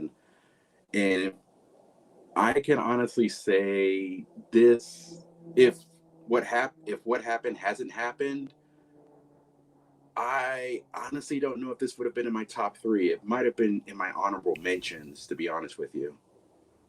Yeah, it would have just been in. Yeah, that's that's very interesting. I did not. Yeah, Animal Crossing is that. I don't know if I'll see the thing about this game that would keep me away from it is I feel like you need to be like dedicated. Like it's an MMO without it being called an MMO, pretty much. Yeah, because that is true. Because, like, case in point, if you don't play the game within a month or so, like, you start the game back up, all your neighbors are going to go, "Oh my gosh, where have you been? It's been forever." And your island is covered in weeds, so you have to pluck them again. So it Yeah, is a game it's where you do need to at least play it at least once a week. so you need a weekly schedule for this game. Right. All right. So Animal Crossing, Louis Hughes' favorite game of 2020.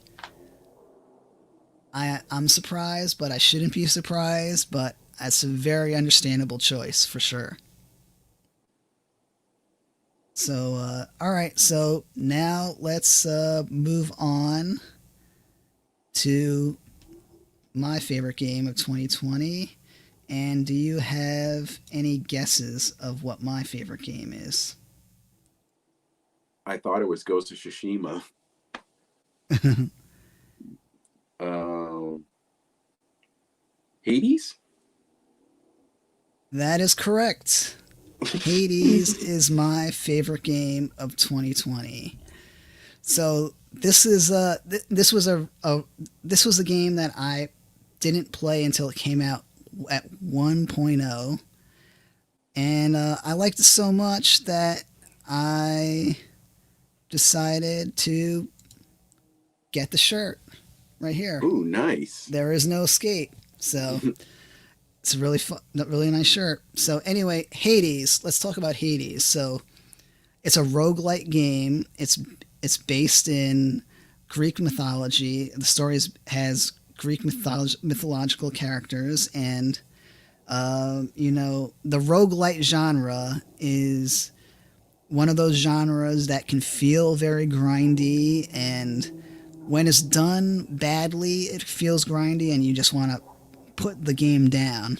But what this game does is you just want to keep playing and keep playing more and more and more. And in the very beginning that I started playing, this was not going to be one of my favorite games at all. But the storytelling in the game is interesting, the characters, the animation, the combat. There's just a certain flow to this game it's actually kind of hard to describe, that you keep playing and you keep losing, and the goal is, so you play as Zagreus, and the goal is to escape from Hades, because Zagreus is Hades' son, and these are all real, most of the characters that I encountered are real characters in Greek mythology, based off of real characters. So your goal is to escape and beat Hades, and you have multiple weapons to choose from, and my weapon of choice was the spear. You have gauntlets, you've got an Aegis shield, you've got, I don't know, a Poseidon spear, I think a bow. You also have a rail gun that I didn't like using, but anyway, you do all these things, then you have this mirror that you can upgrade that give you different perks to help you more in each following run. And from playing the game, dying, coming back to your hideout, it unlocks new conversations, and it also unlocks, as you get more items, you unlock new abilities to make your character stronger each run. Well, I shouldn't say abilities, but new like additions, like health or like damage mitigation type stuff and stuff related to that.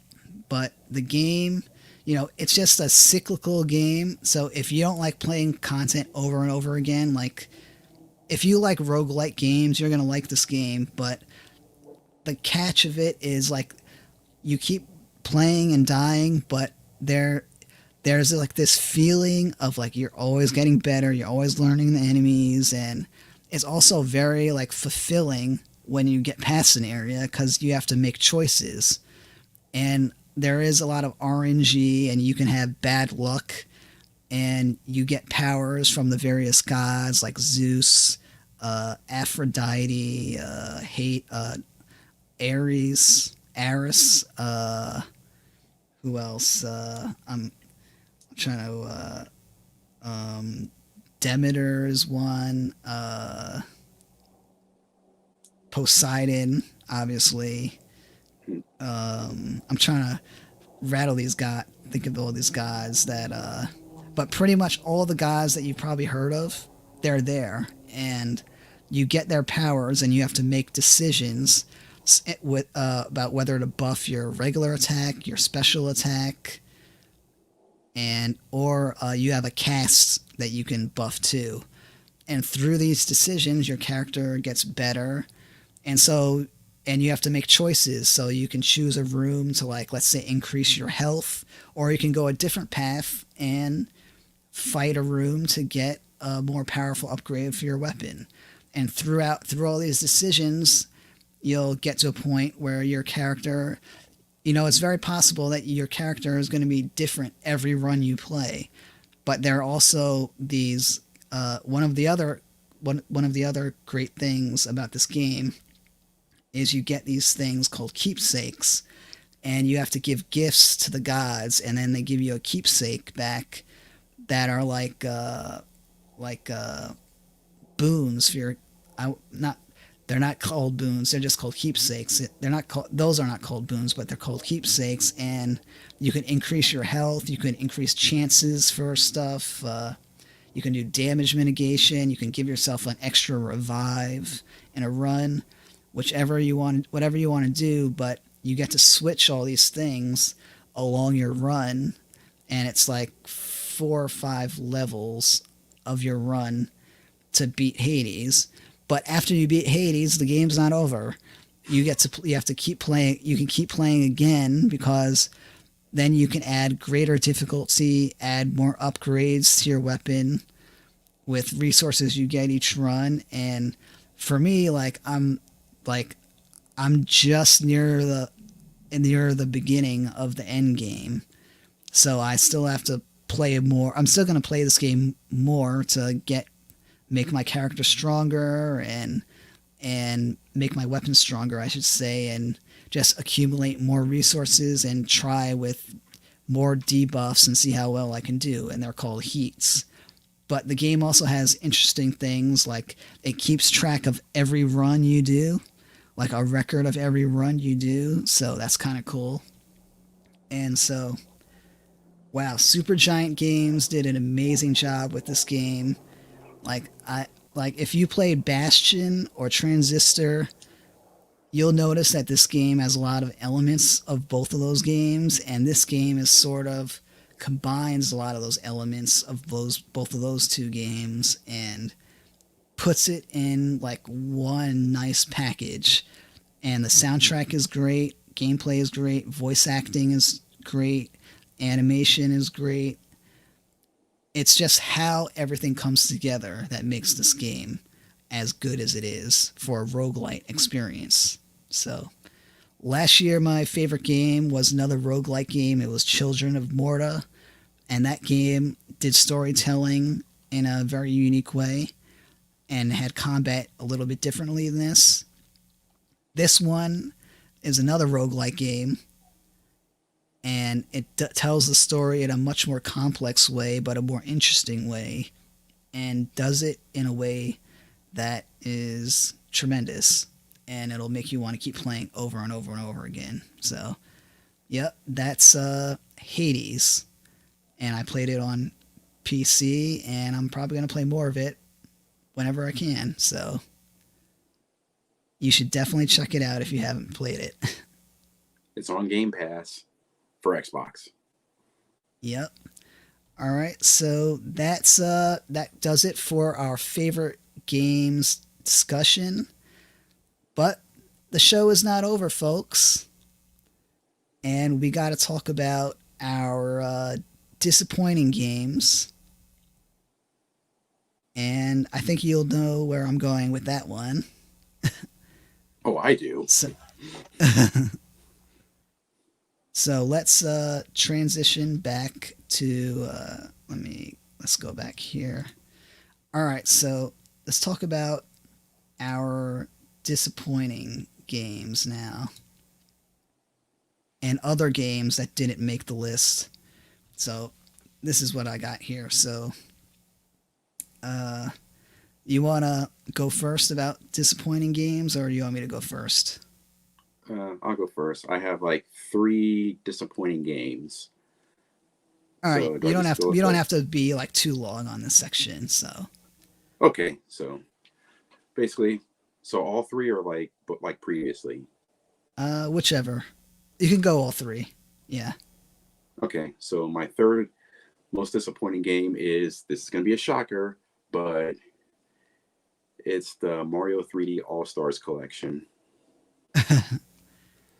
Mainly just the abridged version. Basically, it's, I mean, even though the visuals, I feel that they took the most advantage of visuals from Mario Galaxy, since Mario Galaxy still looks good on the Wii, and I'll admit they did a nice good job of upscaling it for the Switch. Mario Sunshine, it, once again, they added 16 by 9 widescreen support for it, but it wasn't until recently with patches that they made the game much more, I feel, playable for the most part. But I think the reason why this is mainly my most disappointing is because of Mario 64.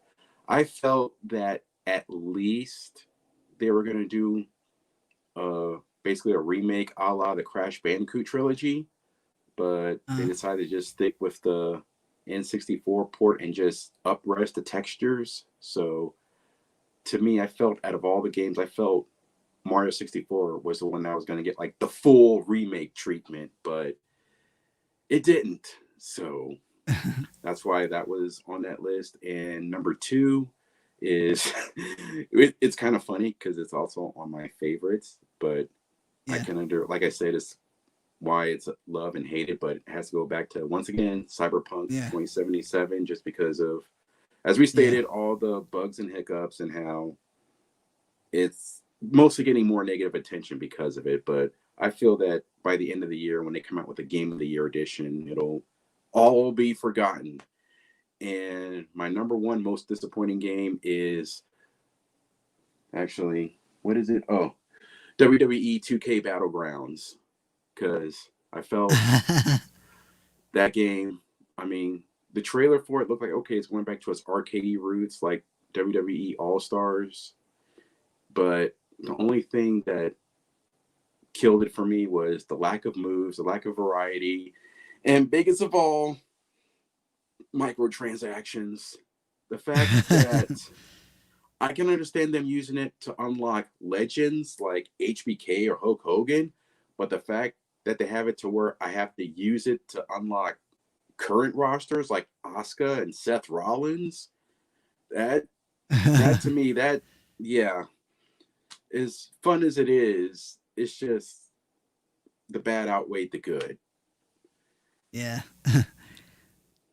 Yeah, microtransactions always have a chance of ruining a game. So I don't know, they keep doing it and people keep getting upset, but they won't change. Yeah, sadly, unfortunately. Uh, did you want me to talk about a game that I didn't put on this list? Let me get my disappointing games, and we'll No get problem. on. Yeah. All right. So my disappointing games. I'm not. This is my third most disappointing. It's a distant third, but it's a game that I talked to you a lot about, and I was talking a lot about Watch Dogs Legion, how I was looking forward to that game, and I ended up playing Watch Dogs Legion, and it was very boring. Like I just couldn't get into it. Like everything just seemed kind of stale about that game, and I just put it down. I just Mm, didn't want to play any more of it. Like just incredibly, like there wasn't a whole lot there, as far as it really required the player to do most of like the role playing and like this. It was like one. It was kind of weird how the game was set up, but anyway, I started it and I just didn't want to continue it because it was just incredibly boring. But that's a distant third.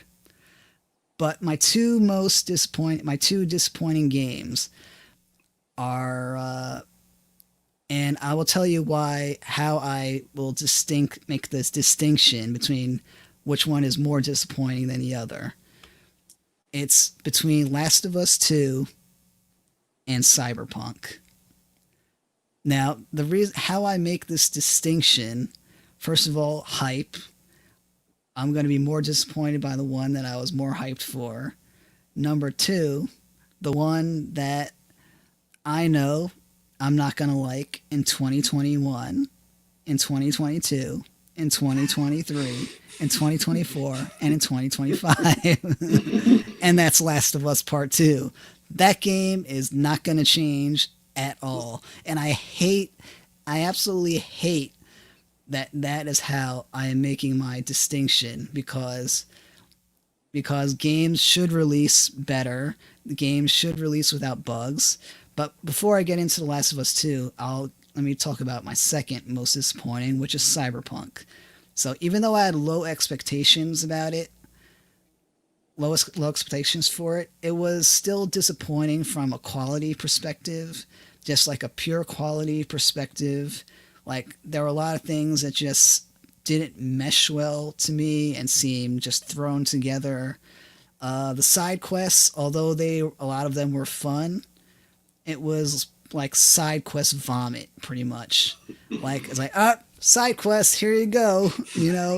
Like always getting a new phone call for a side quest. And the combat, wasn't like amazing. It wasn't like terrible, but it wasn't amazing either. Like it seemed like everything seemed like Borderlands to me. Like the gun, like all the loot seemed like Borderlands like, and but the crafting to me for me was extremely disappointing, and the crafting system and the backgrounds that didn't really have a huge impact. So in the beginning, I remember preparing to play Cyberpunk, and I was like, all right, you know what? I think I want to play a street guy, and I was like, oh, and I spent so much time trying to decide, all right, which one should I pick, you know? And then I pick a street guy, and 5 minutes in, I'm pretty much where everyone else is. And it's like, so what background did you pick? I went with Corp. Yeah, I think the Corp had a better start than the Street Guy for some reason. But and I just went with anyway, Corp just because that all these futuristic games like, oh, let's start out from the bottom and move on to the yeah, top. It's like, you know what? No, I'm gonna start from the top and go to the bottom.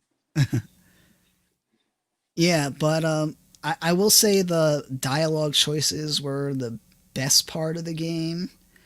And there was like a mission in the beginning part of the game where you could approach it differently and have different outcomes, I should say. Like there was I don't want to get into spoiler territory, but there was an area where you could approach it from like an aggressive point or like a how do I say this? Like a negotiation way.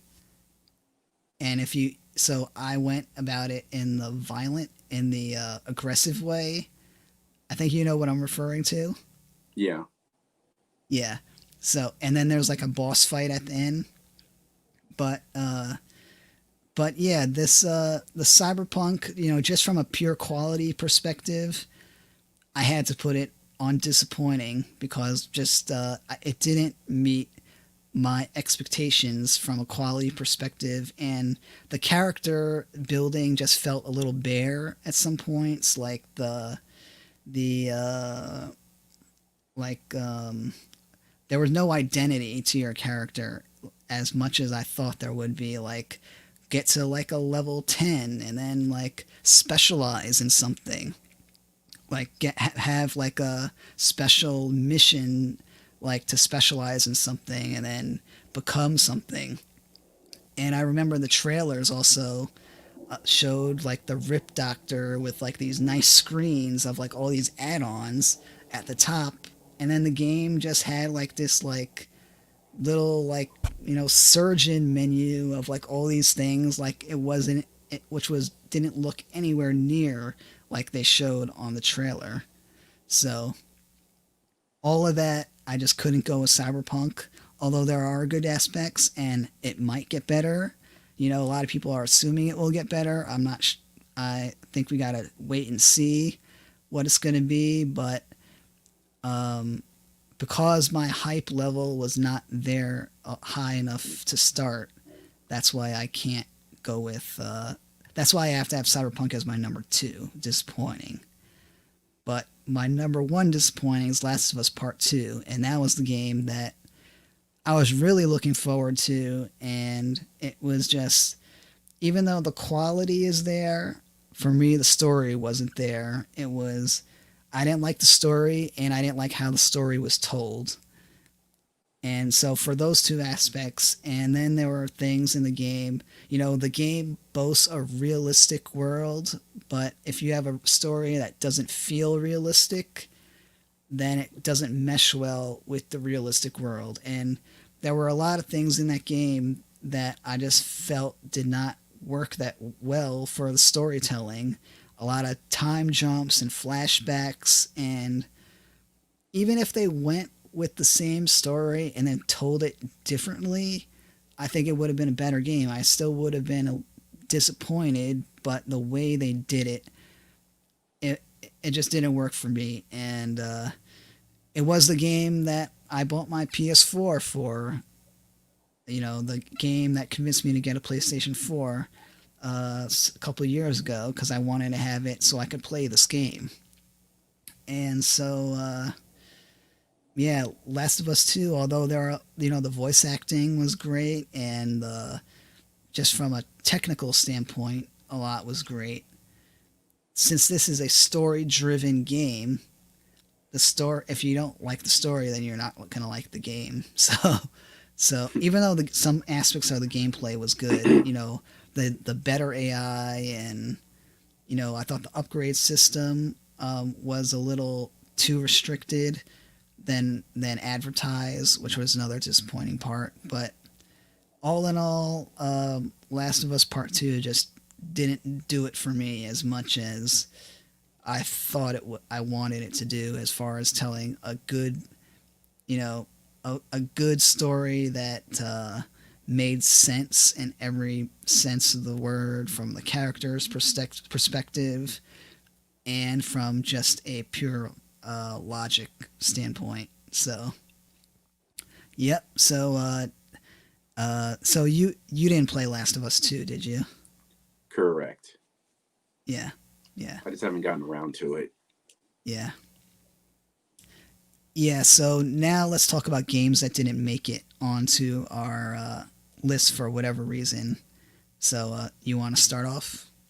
Yeah, I only just have one, and that is the Paper Mario: The Origami King. Only reason I didn't make this list, even though I did have fun playing the game, the story, as like every other Paper Mario game, is very witty and hilarious, and it's just the battle system.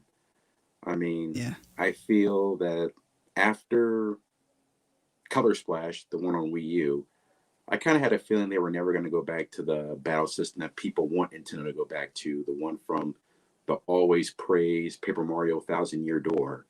I feel that now they kind of just moved away from that RPG mechanic for that. So right. now, whenever a new Paper Mario game comes out, it'll have like a completely new battle system that, to me, it gets to a point where I just try to avoid enemies when I see them. And the only time the battle system that they do make is fun is during the boss battles. But just like I said, as much as I enjoyed it, I just didn't put it on the list just because of the battle system. Yeah. Yeah, I had another game like that didn't make my list, and that was Assassin's Creed Valhalla. I didn't dislike the game, but it was just, kind of generic open world game to me. It didn't really like reach another level for me to want to put it on the list, although I played a lot of it. And it wasn't terrible. It just wasn't exceptional. So, Yeah. yeah, and I played a lot of games this year, like some roguelites that just were not exceptional. They were good, just not exceptional. Nothing like too amazing about them. There are other games that I just didn't play enough of to put on my list. And what was the game? Uh, Name escapes me. Damn it. Uh, but there were definitely a lot of games that I just didn't play enough of to like really want to put on my list. And like Gears Tactics, I would say, is one of those games that I liked, but I didn't play enough of to feel comfortable putting on my list. Spiritfarer as well is another game that I liked the artwork. I just didn't play enough of, and the gameplay was a little too basic for me. And and Microsoft Simulator, Flight Simulator, is a game that I didn't really put enough time, but the install annoyed me. That's the reason I couldn't And play it. I didn't have the space. well, not even that, just like how you install it. Like they make you download all these extra files, and once I was in, I just didn't put enough time into it. So it was not. I really didn't put enough time into it, but I'm sure if I did, I would probably like it a little bit more. But it didn't make my list for that reason. And then there were a lot of games that I just didn't play that I wanted to get to, like Wasteland 3 and Doom Eternal. I haven't played yet, so there were a lot of games like that. Just due to time constraints, I just didn't play yet. So, And just wanted to give a any other shout out games? to, oh yeah, Hyrule, yeah, Hyrule Warriors: Age of Calamity. I only played the demo. I have yet to buy the game, but yeah, Yeah. I feel that playing a demo doesn't count. Also, 13 Sentinels I just got, and I'm gonna play that at some point. And Persona 5 Royale as well. So I haven't played those yet, but maybe you'll see some content on the channel. You never know. So anyway, most disappointing games and games that didn't make it. Um, that's it for me. Any more on your side? Nope, that's it for me. All right, now let's discuss. This could be a fun topic. Who enters 2021 the strongest? Sony, Microsoft, or Nintendo? So, and we can talk about all three if you want. But to me, this is kind of a clear answer. I think the answer is Microsoft. What would you say?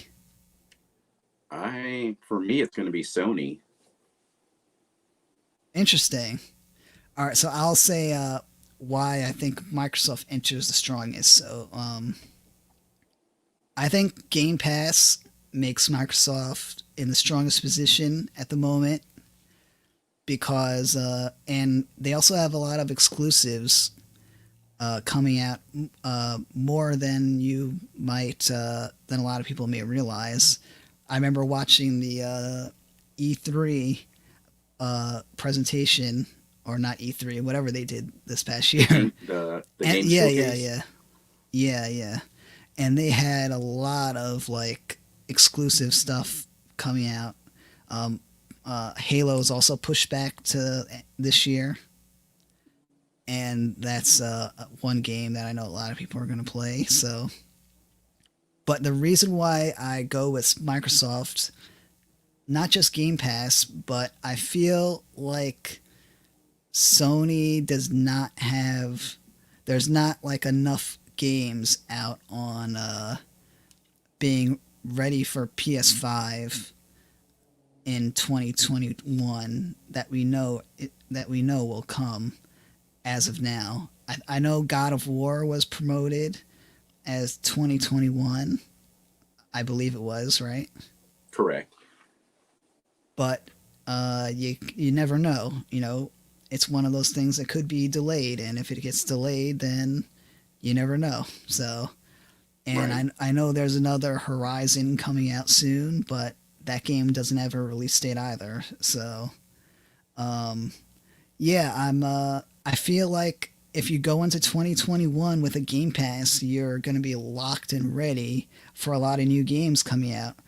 Let's also not overlook the fact that Microsoft bought Bethesda, and there's a game called Starfield that might be coming out pretty soon. So that could be interesting. So that's why I go with Microsoft. Why do you say Sony? Just mainly because that, well, like you said, they did announce a lot of games for 2021, but some games that they showcased, they don't have like a definitive release date for. Like you said, like you mentioned, Horizon. But the games that they did announce, even though I personally would be surprised if God of War does come out in 2021, but games like Gran Turismo and Ratchet and Clank, like those games supposedly is coming out in early 2021, but I just kind of feel like they kind of like me personally, I feel like the PS5 kind of got a good head start, seeing as how, even though, yeah, scalpers and stuff like that, but we won't get into that. But overall, I noticed, scalpers aside, that it feels like the PS5 is the console that most people are buying over the Xbox Series. So Yeah. it just, I just kind of feel like between that and the fact that you have, like, upon those games I just mentioned coming out soon, that I feel that it definitely gives them kind of a good head start, even though they kind of got sidetracked by announcing, oh, by the way, that Spider-Man game, it's coming to PS4, so you're in no rush to get a PS5. But I feel I know Ratchet and Clank. I know that game is PS5 only because the features on that game, there's no way a PS4 can handle that, even with the Yeah, Pro. I totally forgot about Ratchet and Clank.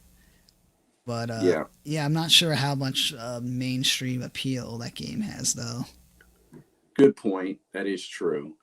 But I do know that at least for Gran Turismo, from what they showed, I feel like finally they're going to give Forza a run for its money, even though it took them this long to realize that. But I still, like I said, I still have to give it with Sony because I feel they kind of got a head start on how like most people prefer getting a PS5 over an Xbox. But like I said, you brought up good points about Microsoft and the Game Pass because that is their bread and butter. I also feel like Sony needs to do more with the PlayStation Plus to make it worth it a little bit more for if you're gonna go for a PS5. Although they did give Bug Snacks, which I didn't play yet. I mean, you brought up a So good point. The fact that I have a Game Pass subscription and Nintendo Online subscription, but to this day, I still don't have a PS Plus subscription. That says something. and Game Pass, just for people that don't know, they release new games on Game Pass. So PS Plus actually released some new games. I played Fall Guys on PS Plus. Bug Snacks was PS Plus, but Game Pass is going to have a lot of new games coming out for it soon. So plus the library that it'll have, and especially if you're on and PC and console, then you're gonna have a lot at your disposal with Game Pass for 2021. And So speaking of Game Pass, I kind of feel that's another thing too, because if you have a pretty good gaming PC, if you have Game Pass for PC, you technically don't need to get the Series X unless you really want that ray tracing. yeah, although you can have ray tracing on computer too, but Oh yeah, true.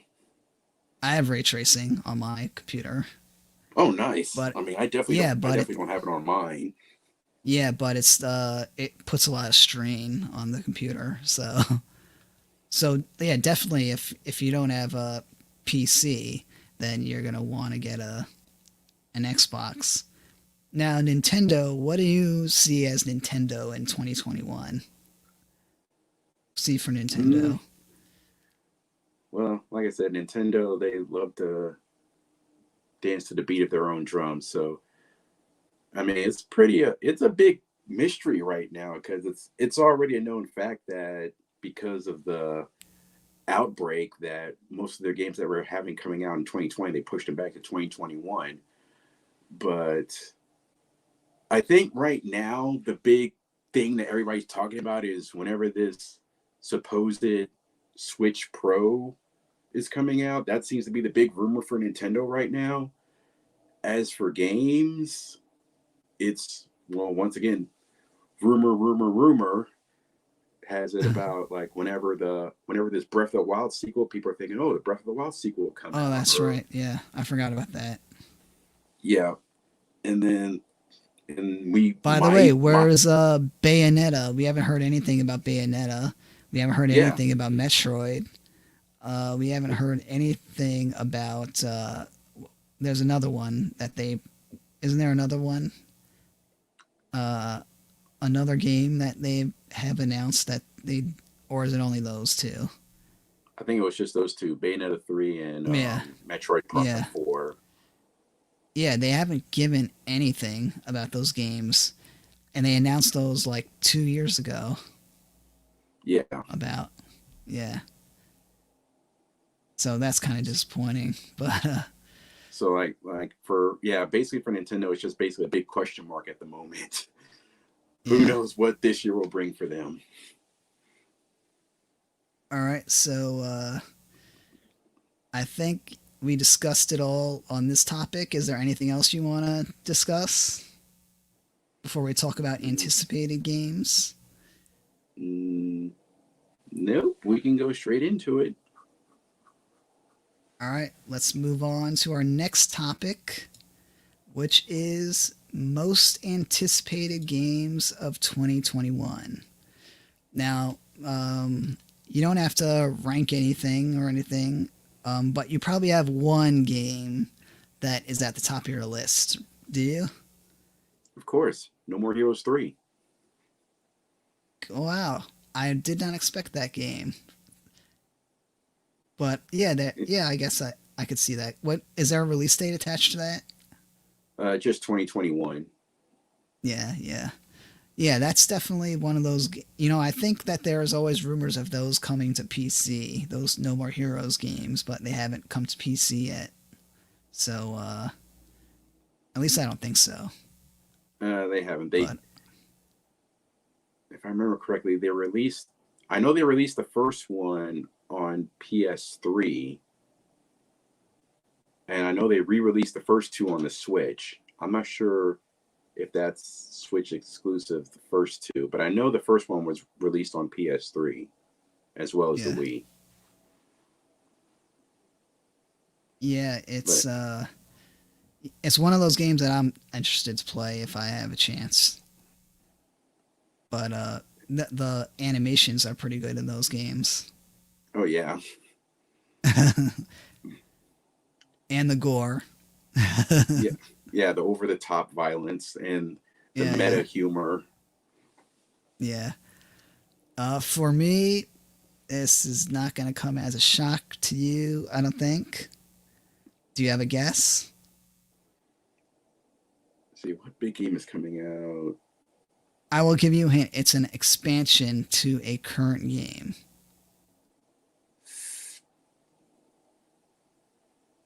Ooh, don't know. I think I do, but I don't think that's it. And it doesn't have a release date yet. But 2021 is rumored.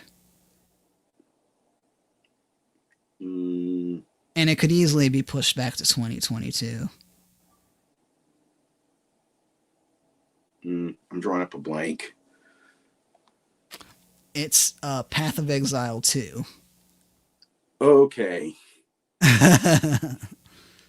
Yeah, I that was in that, but I was in the wrong territories, like wrong gaming series. yeah, Path of Exile 2, I'm really pumped for it. It's they're changing the systems around of the game to make it easier to play so you don't have to deal with like the links anymore. And no release date scheduled, but if it comes out, it will be a game that I want to play a lot, pretty much. And it's an add-on to the current game, pretty much. So, and it's a separate campaign, I should say, that's supposed to be side by side to the first one. Oh, okay. Yeah, so the way that they said it is you could play Path of Exile 1 or Path of Exile 2 campaign, and then your characters will be able to like converge at the end, and you could play with other people pretty much. So that the end Oh, game nice. converges. So there's like a intersection at some point. So that could be interesting. The graphics are also much better in in what they showed for the second one a year ago, and so I can't wait for that one. Are there any other games that you're looking forward to? Yes. Another one is they did put a release date. I believe it's coming out in late March, but it's Monster Hero Stories. Monster Now Heroes Store. What kind the of only game is that? it's like a open world RPG. Now I know Monster Heroes Rise. That's they just released a demo for the Switch. That comes out in March, but I'm Oh, more interested in Monster Hunter. Monster Monster Hunter, Hunter. you Thank mean? you. Yeah, Monster Hunter. That's why you Thank you. threw me off. Monster Heroes. Like yeah, Monster Hunter. Jeez, all these monsters. Yeah, But yeah, Monster Hunter. yeah, Right? Yeah, Monster yeah, Hunter Stories. Thank you. Monster Hunter Stories. That's the one I'm more interested in. yeah. Is because it's an actual. well, it has a different art style, so that's going to be mixture for some people, but mainly for Monster Hunter Stories, for me, it's just about the story of the franchise of how it came to be. So it's like, oh, okay, a straight up. I'm I'm not sure if it's multiplayer, but I know it's like a single player experience. Uh, So I'm just more interested in the story of the game rather than playing the Monster Hunter Rise, where it's like your standard Monster Hunter game. So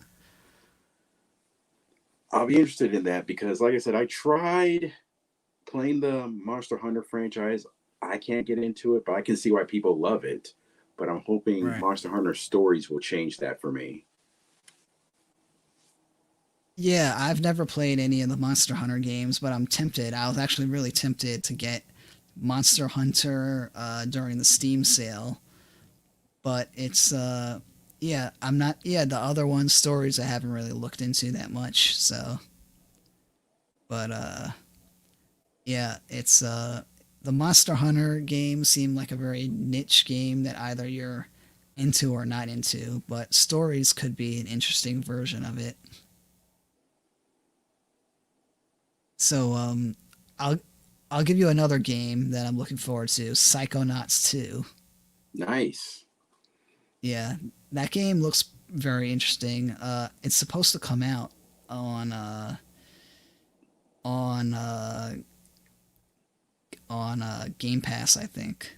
So, Oh yeah, since they bought the studio, since they bought Double yeah. Fine. Yeah.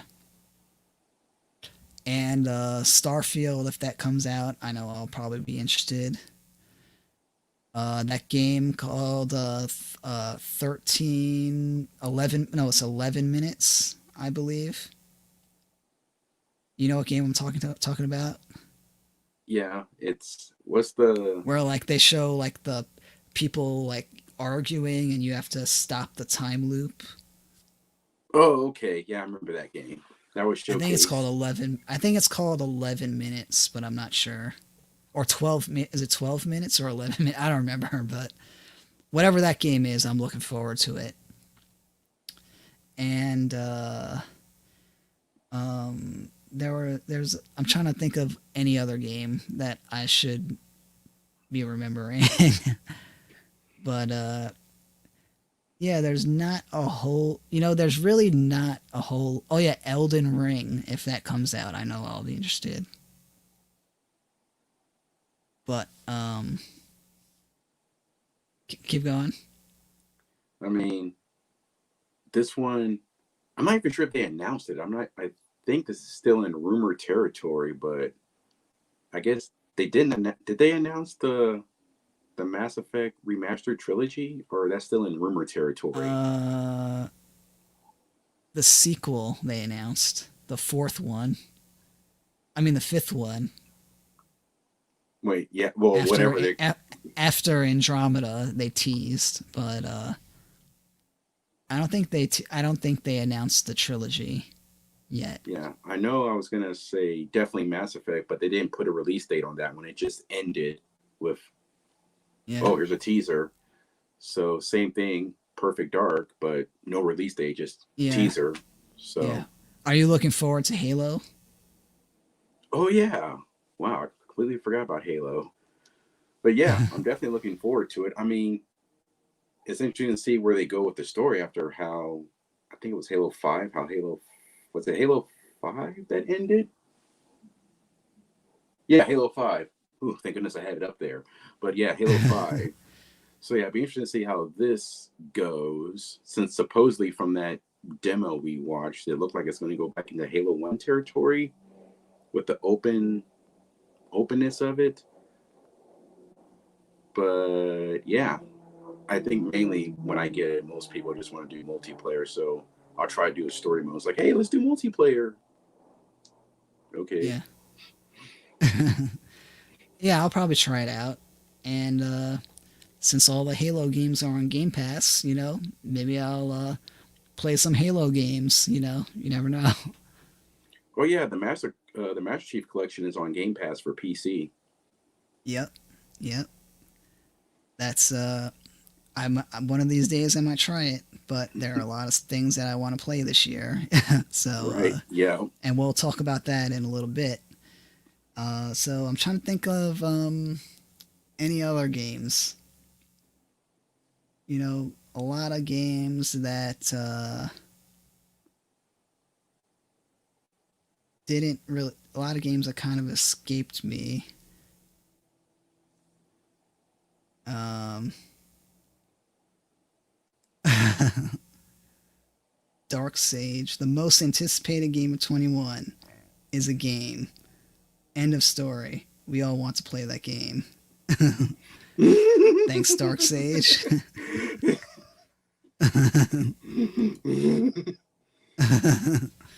Thank you very much, Dark Sage. so, yeah, so I think that's all I can think of about games that I'm looking forward to. Although I know as soon as I'm done, I'm probably gonna remember something. But all right, so now let's talk about our upcoming video content. And this is upcoming video content for 2021. So I'll go through the list here. So the indie game discovery roundup videos are something that I have felt I should probably do. I just, for logistical reasons, didn't have the time or the equipment to really do it in a smooth way. But I feel that this is the natural evolution of the indie game discovery roundup videos. And I love my indie games, and I don't know how long they'll be, but the indie game discovery roundup, the indie game discovery roundup videos will probably be like maybe 5 or 10 minutes maximum, not too long, just to give you a highlight, like a brief, commentary of why I'm putting games in the roundup. So that will be one piece of content that you'll probably see first very soon on the YouTube channel, and that won't be live. The second item on the list, Out of the Park Baseball 22 Perfect Team.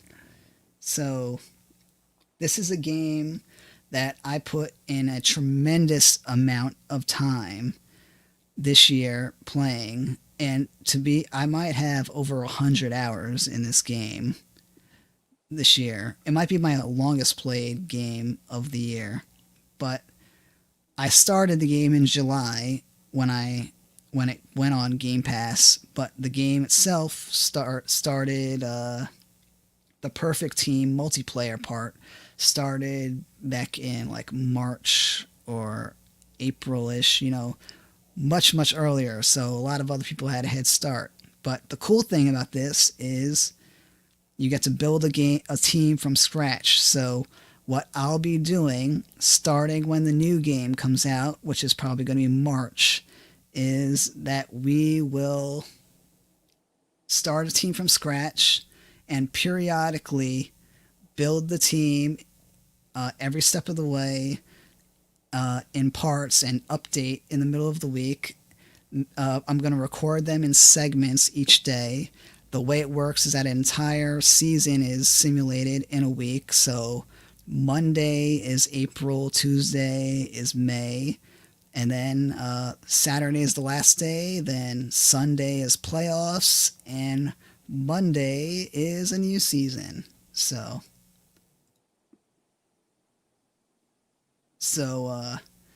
that's how a season of Perfect Team goes every time you do a Perfect Team. And I'm gonna call the team, tell me if you like this name, the G-Patters. Pretty simple, but I'm gonna make a logo, and so every month, so I'll probably put an upload every Monday, and it's and then we'll do the uploads every Monday, and maybe Louis, you can join for a segment of putting the team, making a managerial decision with me or something like that, you'll always be invited. But you'll see, I guess you'll see it how it works when it happens.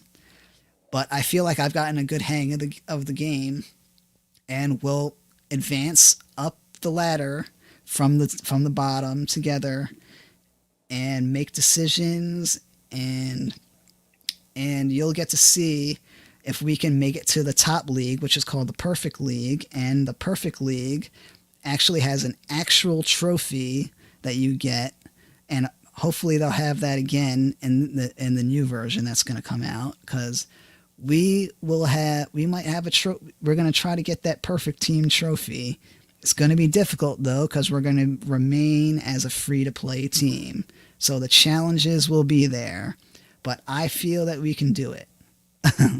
So out of the park baseball and 22 perfect team that we'll be putting together will start whenever that comes out. The next item on our list is involving you, Louie. We're going to be doing a Nintendo show, and it's going to be hosted by you, Louie. So whatever you want it to be. So do you have any ideas of what you want to talk about on a Nintendo show? But anything specifically that you have in mind, or because this is something that in fairness, I brought this to his attention very recently, but this is something that I feel that would be nice to have on the channel. So what do you think about that? No, it's cool. I mean, I'm thinking probably be more like a debate as of now, since Nintendo news is kind of slow at the moment. Yeah. Yeah, we don't have a set schedule for that right now, but we will be putting that together between the two of us to figure out when that will be. And I would say that this will probably be a live show and then be uploaded afterwards as well. Now, the next item on the list is a game that has been on my list to play for a while, and that has been consistently getting good reviews, and that's Final Fantasy XIV. And this is an MMO that I've wanted to play for a while, but just due to playing other things, it's never really been high on my priority list. But the reason why I'm doing it now is because they recently added a trial where you can go up to level 60 for free, and meaning you don't have to pay until you get to unless you want to unlock content beyond level 60 or unlock other features. But I hear a lot of good things about the trial, that it's actually pretty good. So this will at the very minimum be an incremental review of the trial version. So what that means is I'll play a little bit offline, I'll record some footage, and then I will talk about my experience playing the trial version and give you thoughts about the game. And then over time, I will play more of the game and then give you another review once I've gotten further along, and then further than that. So Final Fantasy 15 incremental review. Have you played Final Fantasy 15? No, I haven't. The last non Final Fantasy VII game I played was Crystal Chronicles. Wow. Yeah, yeah. That's On the a on the long GameCube. time. Oh Yeah. yeah, I played it on the GameCube with someone before. Yeah. That's a pretty interesting game. All right. The next piece of content that will happen this year, I have no specific timetable, but it comes out in March. This is Disco Elysium Final Cut. Now, Disco Elysium is a game that I looked forward to last year, but my computer wasn't, there were two reasons why I didn't play it. That my computer wasn't good back then, and I was a little worried about how it would run on my computer, although I think I might have been able to. And also, I was playing other games, and it was also a game that it's also a game that has a lot of reading. And since I'm lazy, and this is the final cut, do you know what the final cut version is, Louis? Is they're adding voice acting to the game. So so Oh. so yeah, so voice acting is going to make playing this game so much smoother. So I don't have to do commentary of the dialogue, and so it'll rest my voice a little bit. So I feel this is like that's the perfect time to play that game. It also got a lot of accolades when it came out in 2019. So Disco Elysium Final Cut playthrough is on the way, and then the last item is that I want to do, and I'm sure you're gonna want to do some video reviews as well.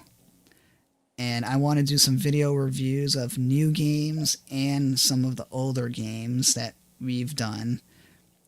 And maybe not every single game to start with, but this is something that I feel that we have to do to move the site along in a smart way, to move the way the world is moving, pretty much, because we can't not have video reviews or video commentary about games at this point. So Louis, if you ever want to do a video review, we can. I would definitely want to put something together for any game that you want to do a video review of. So No problem. yep. And then after that, we've got, I have nothing else on the list, but there are a lot of other things that that I'm probably going to do, like random streams of just indie game commentary and playing games and all sorts of stuff that I have ideas of that I don't have a timetable of specifically, but a lot of ideas. And I'm sure, Louis, that you have a lot of ideas of what you might want to do as well, because we're gonna try to bring this channel up and make video more of a thing with Game Review Pad than it has been before. And I think 2021 is going to be a pretty good year as far as video content is concerned, once we do all these things that we have listed on this table. So, yeah, upcoming video content 2021.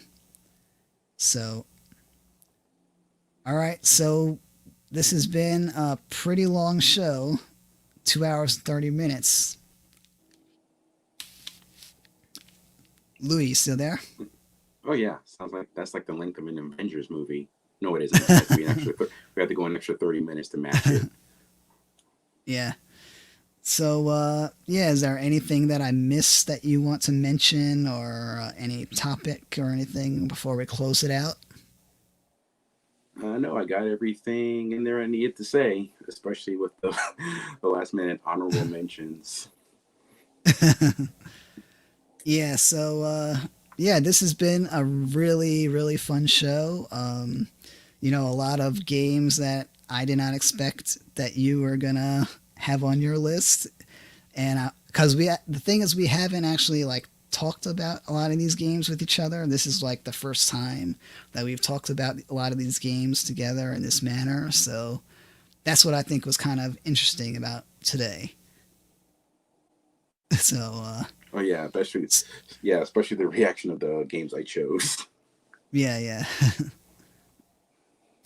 So, all right. So, Louis Hughes, you've got a YouTube channel. You can follow Louis, Big Lou with two G's, correct?